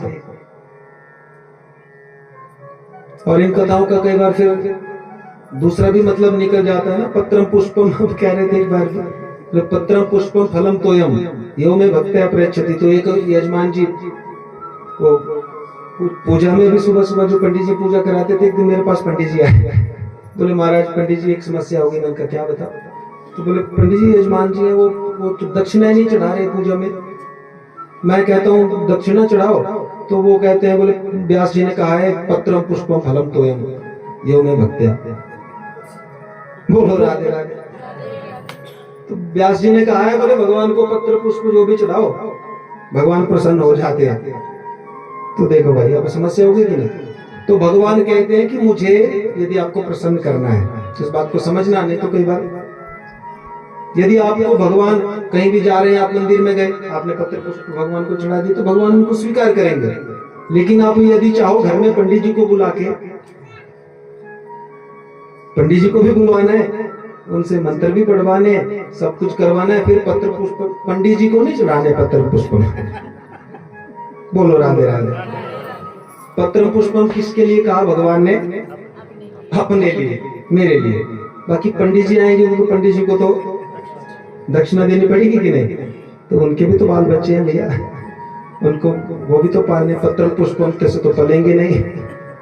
तो भगवान ने अपने लिए कहा है। तो ऐसा कई बार हो जाता है कि हम इस बात का सही अर्थ ना समझकर उसका गलत अर्थ ले लेते हैं। तो भगवान के मंदिर में कहीं भी जाओ तो आप कुछ भी चढ़ा दो, भगवान प्रसन्न होंगे और स्वीकार करेंगे। भगवान ने स्वयं कहा है। बोलो राधे राधे। तो कहने का मतलब क्या है? भगवान कैसे मिलते हैं? कैसे मिलते हैं? प्रेम से, भाव से। क्योंकि पढ़े लिखे को भगवान मिल जाएंगे कोई गारंटी नहीं है, लेकिन यदि कोई भगवान का प्रेमी है, प्रेम करता है भगवान से, उसको भगवान मिलेंगे ही। और इस बात के अनेकों उदाहरण है। क्या सुनना जरा, गाना भी साथ साथ।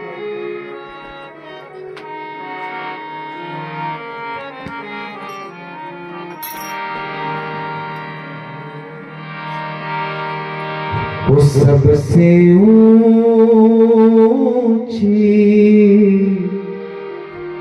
प्रेम सगाई हो, प्रेम सगाई। दुर्योधन को मेवा त्याग्यो, दुर्योधन को मेवा त्याग्यो, साग विदुर घर खाई, साग विदुर घर खाई। सबसे ऊंची प्रेम सगाई हो, प्रेम सगाई। सबसे ऊंची प्रेम सगाई हो, प्रेम सगाई।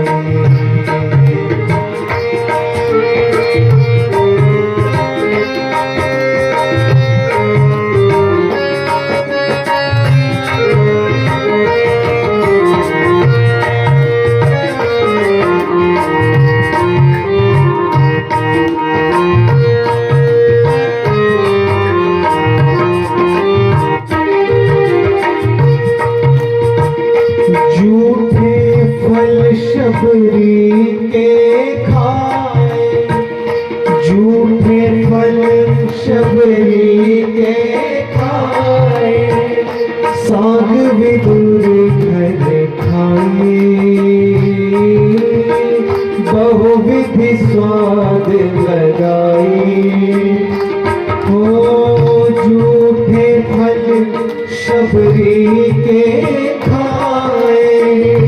झूठे फल शबरी के खाए।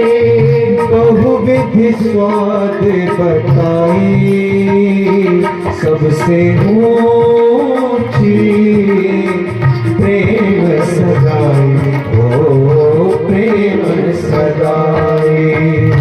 वो सबसे ऊंची प्रेम सगाई हो, प्रेम सगाई।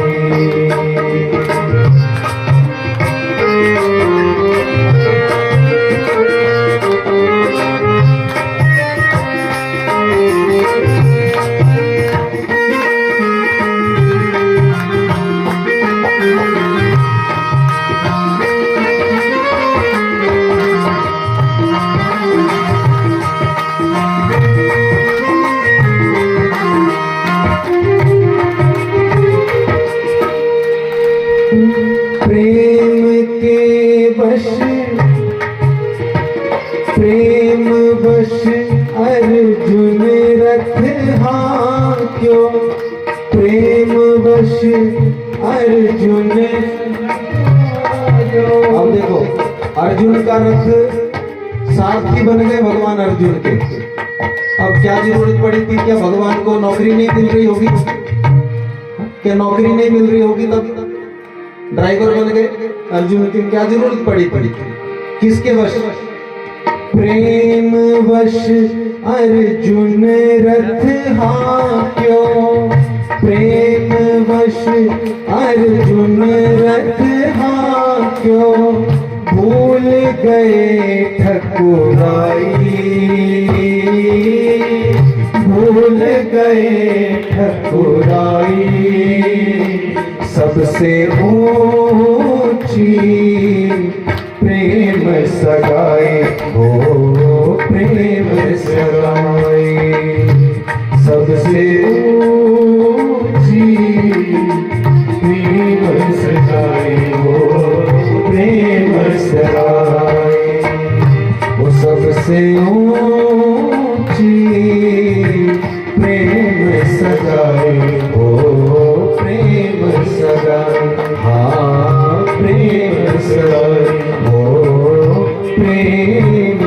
सगा।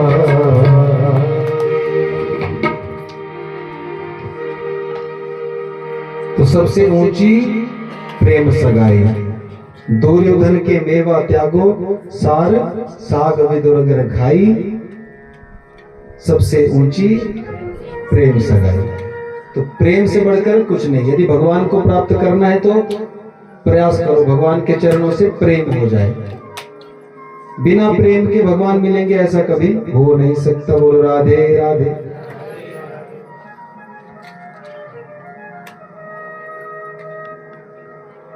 और आगे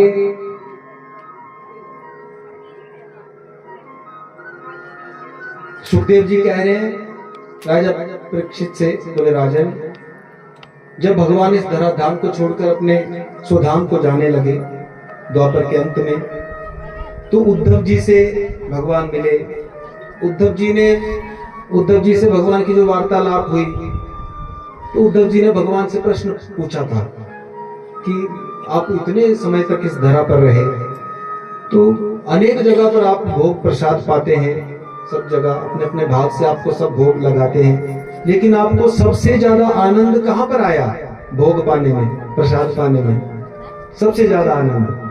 तो भगवान ने उद्धव से कहा, बोले उद्धव, सच कहूं तो वैसे तो सब जगह मुझे आनंद आता है, जहां भी मेरे भक्त बुलाते हैं मैं पाता हूँ, लेकिन सबसे ज्यादा जो मुझे आनंद आया था, 2 बार मुझे प्रसाद पाने में सबसे ज्यादा आनंद आया था। एक तो कब? जब शबरी के यहाँ गया था और शबरी ने जो बैर मुझे खिलाए थे।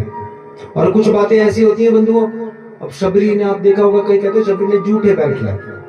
वो टीवी में भी आपने देखा होगा, शबरी पहले वो अपने आप खा रही है, फिर तो शबरी बहुत बड़ी भक्त है, कोई बेवकूफ नहीं थी शबरी जो ऐसे करेगी, अपना जूठा खिलाएगी भगवान को।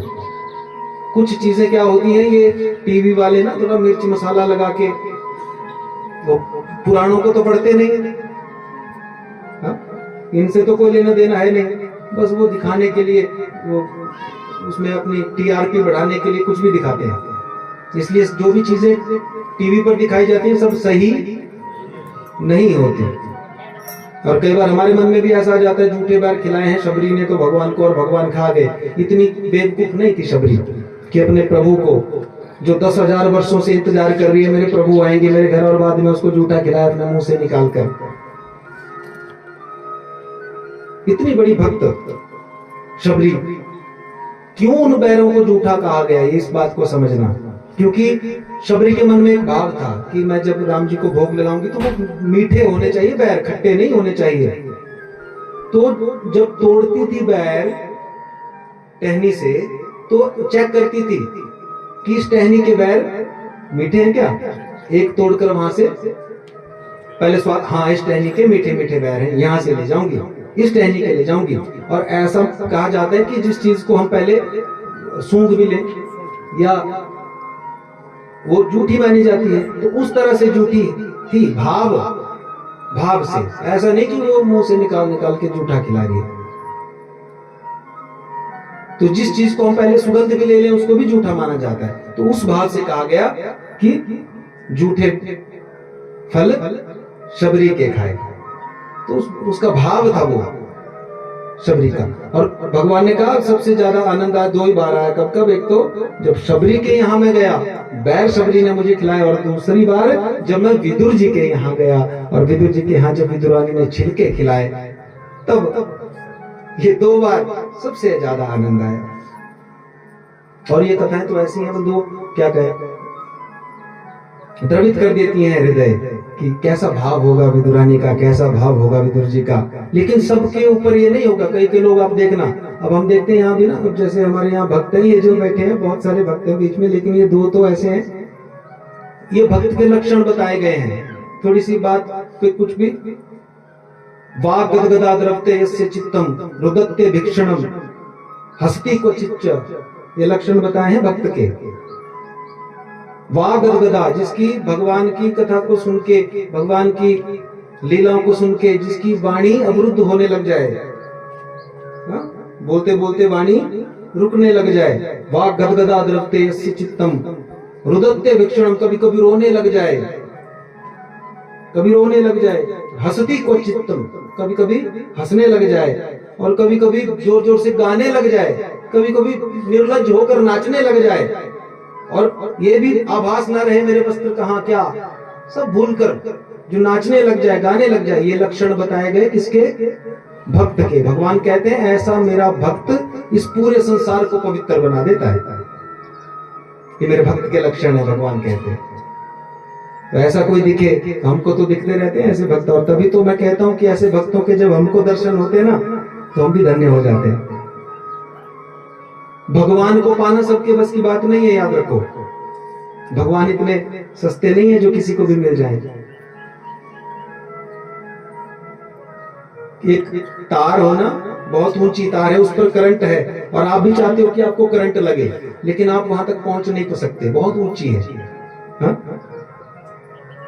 बहुत ऊंची तार है, आप चाहते हो करंट लग जाए मुझे भी, लेकिन नहीं लग पाएगा, क्यों? आप वहां तक पहुंच नहीं सकते। लेकिन कोई भक्त है, कोई एक आदमी है, उसने उस तार को पकड़ रखा है ऑलरेडी, पहले से ही उसने पकड़ रखा है, और उस आदमी तक आप पहुंच पा रहे हो, तो उस आदमी को पकड़ के बोलो करंट लगेगा कि नहीं?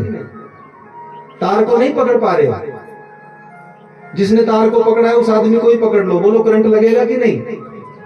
लगेगा? जोर से बोलो, लग जाएगा। तो तार को पकड़ने की जरूरत नहीं है, वो तार है भगवान, वो तो पकड़ में आए ना आए, लेकिन भक्तों की तार वहां पहले से ही जुड़ी है। भक्त तो वहां जुड़े ही हैं, उनका कनेक्शन तो संतों का, भक्तों का, इसीलिए उनको ही पकड़ लो, करंट लगेगा और बढ़िया काम बनेगा। बोलो राधे राधे। तो इन कथाओं से यही हमको सीखना है, कैसे भगवान को प्राप्त करें।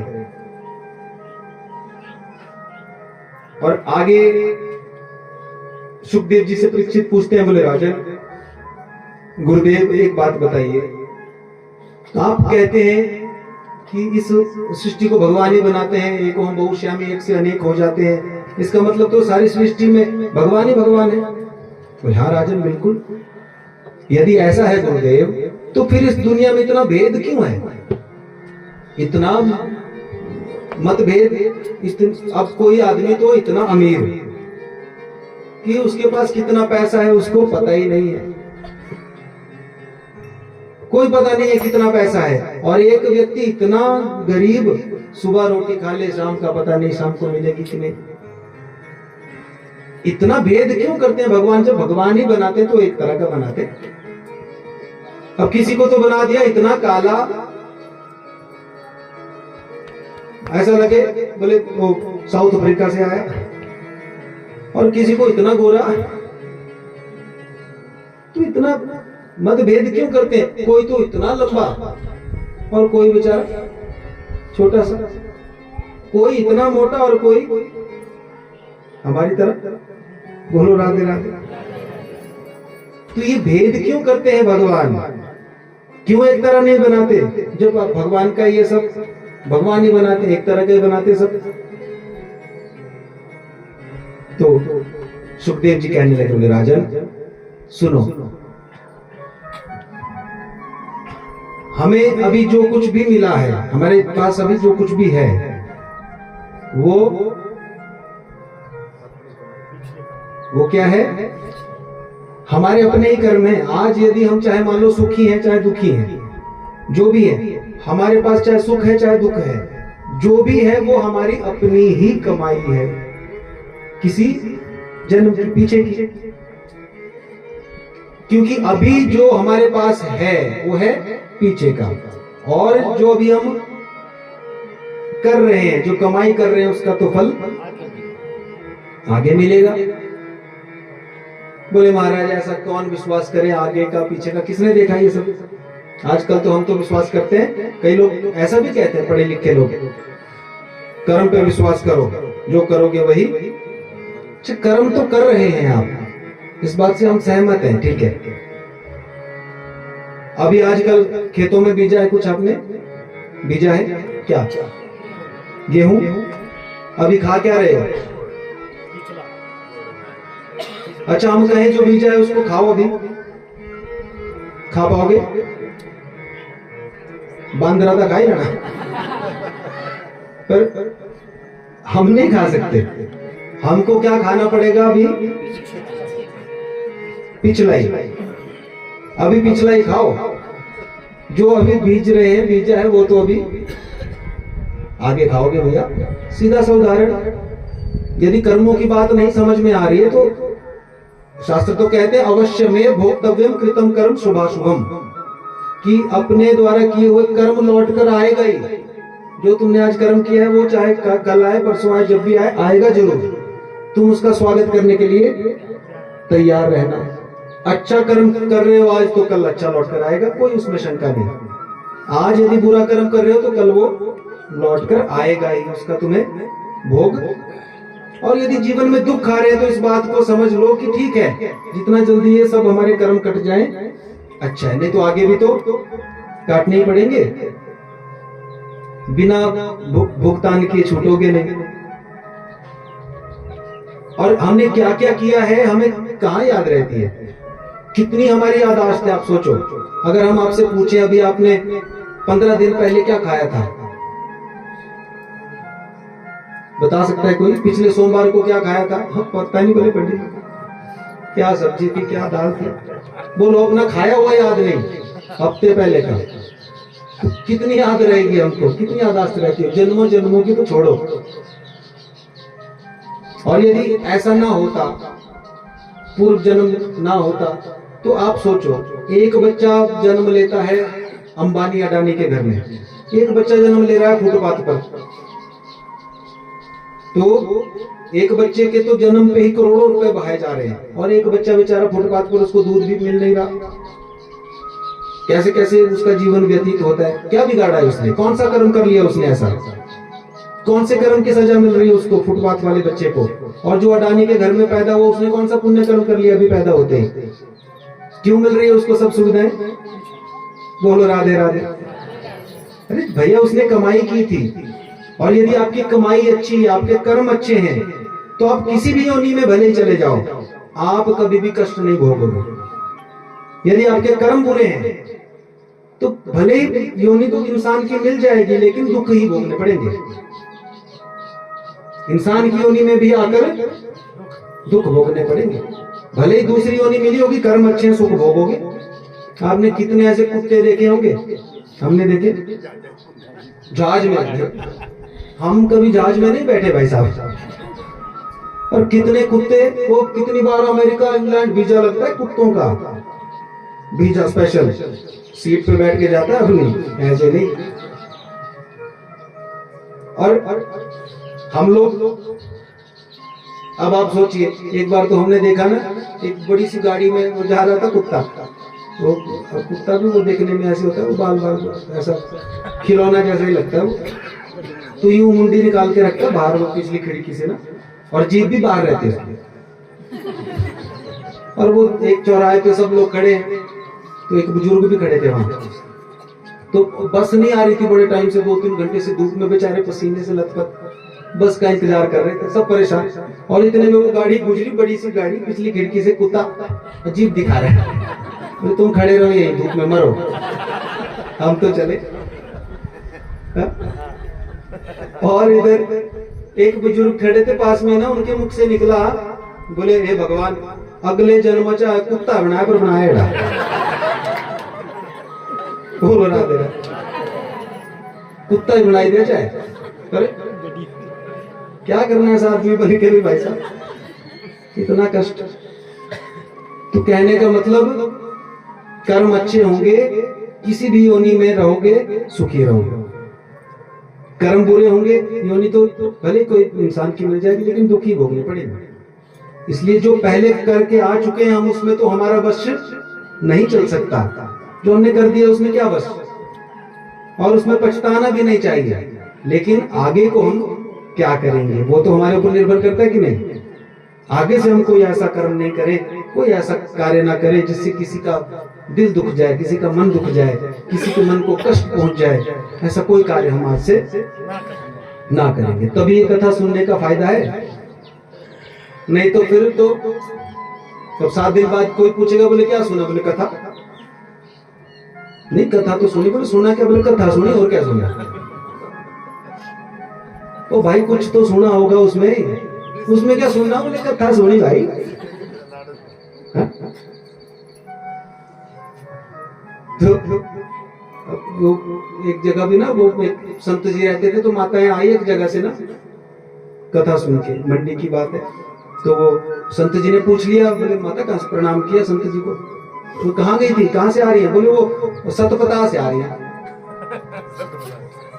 कहाँ से? सतपथा को गई थी। बोले बाबा जी।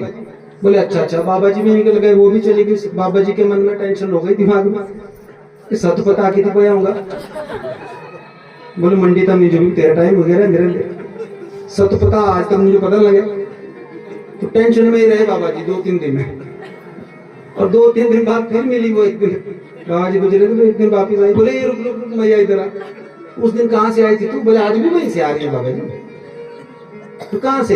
बोले सतपथा थे। बोले की थी आप? बोले वो बैठे पर भूतनाथ हरे मंदिर आए पंडित जी। क्यों सुना है सतपथा? क्या सुना है? बोले तेरा बेड़ा गर्क सैनी है। सतपथा नहीं तो सपता वहां से 65 साल उम्र होगी, अभी तक ये नहीं पता लगा सतपथा होता है कि सत्ता। सुना क्या उसने? क्या सुना होगा फिर? बोलो राधे राधे। तो ऐसी कथा नहीं सुनना। ऐसी कथा तो चाहे 20 बार सुन लेना, कल्याण नहीं होगा। कथा एक बार सुन के भी कल्याण कर सकती है, और हो सकता है आप अनेक बार सुन ले कि न कल्याण ना हो। कारण हम तो कथा में बैठे, पर कथा हमारे भीतर नहीं बैठी। जब तक कथा भीतर नहीं बैठ जाएगी तब तक कल्याण होने वाला नहीं। बोलो राधे राधे। तो क्या पूछ रहे हैं परीक्षित जी? बोले महाराज क्यों भेदभाव करते हैं भगवान? जब सब सारी सृष्टि उनकी है तो एक तरह का ही बनाना चाहिए सबको, ऐसा नहीं करना चाहिए किसी को छोटा, किसी को मोटा, किसी को बेचारे को कैसा कैसा, कोई अमीर कोई गरीब। क्या कह रहे हैं?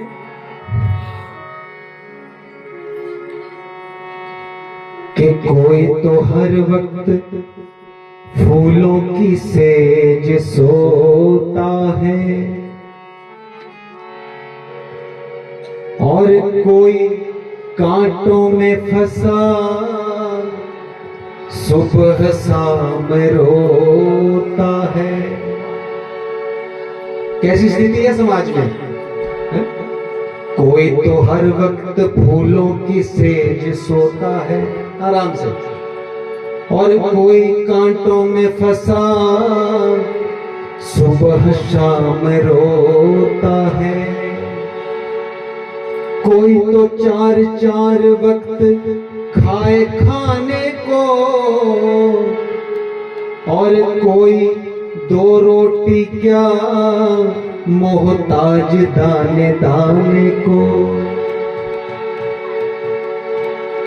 किसी के घर में रोज होली और दिवाली है,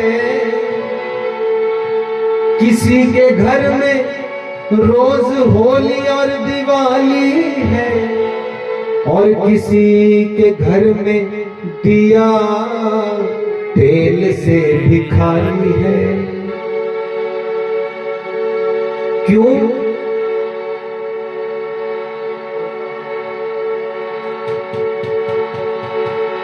कोई कारण होगा, हो कोई गाओ, सोने वालों गाओ। सोने वालों के लिए तो है ये। पहले बनती है तकदीरें, फिर बनते हैं शरीर। पहले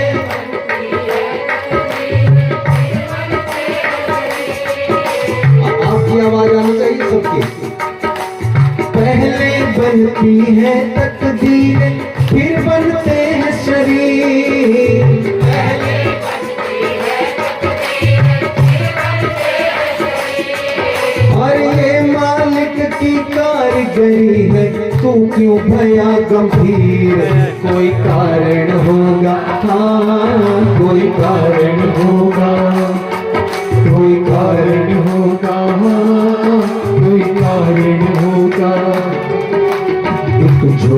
में फूल भरे हैं, एक झोली में कांटे रे, कोई कारण होगा, हाँ कोई कारण होगा, हाँ कोई कारण होगा। वो तेरे बस में कुछ भी नहीं, ये तो बांटने वाला बांटे रे, कोई कारण होगा, हो कोई कारण होगा, हाँ कोई कारण होगा। एक झोली में फूल भरे हैं, एक झोली में कांटे रे, कोई कारण होगा, हो कोई कारण होगा।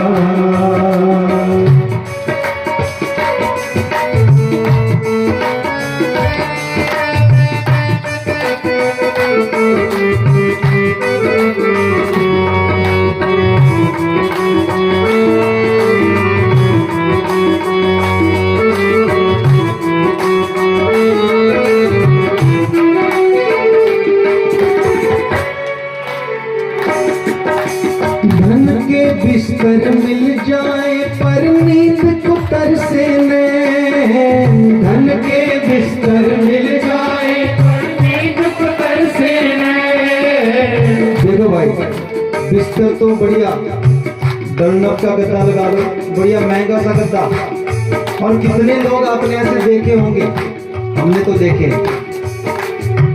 बढ़िया बिस्तर है, बढ़िया गद्दा है, लेकिन फिर भी इतनी दवाइयाँ खानी पड़ती है। क्यों? बोले दवाई नहीं खाएंगे तो नींद ही नहीं आएगी महाराज। नींद नहीं आती, दवाई खानी पड़ती है। और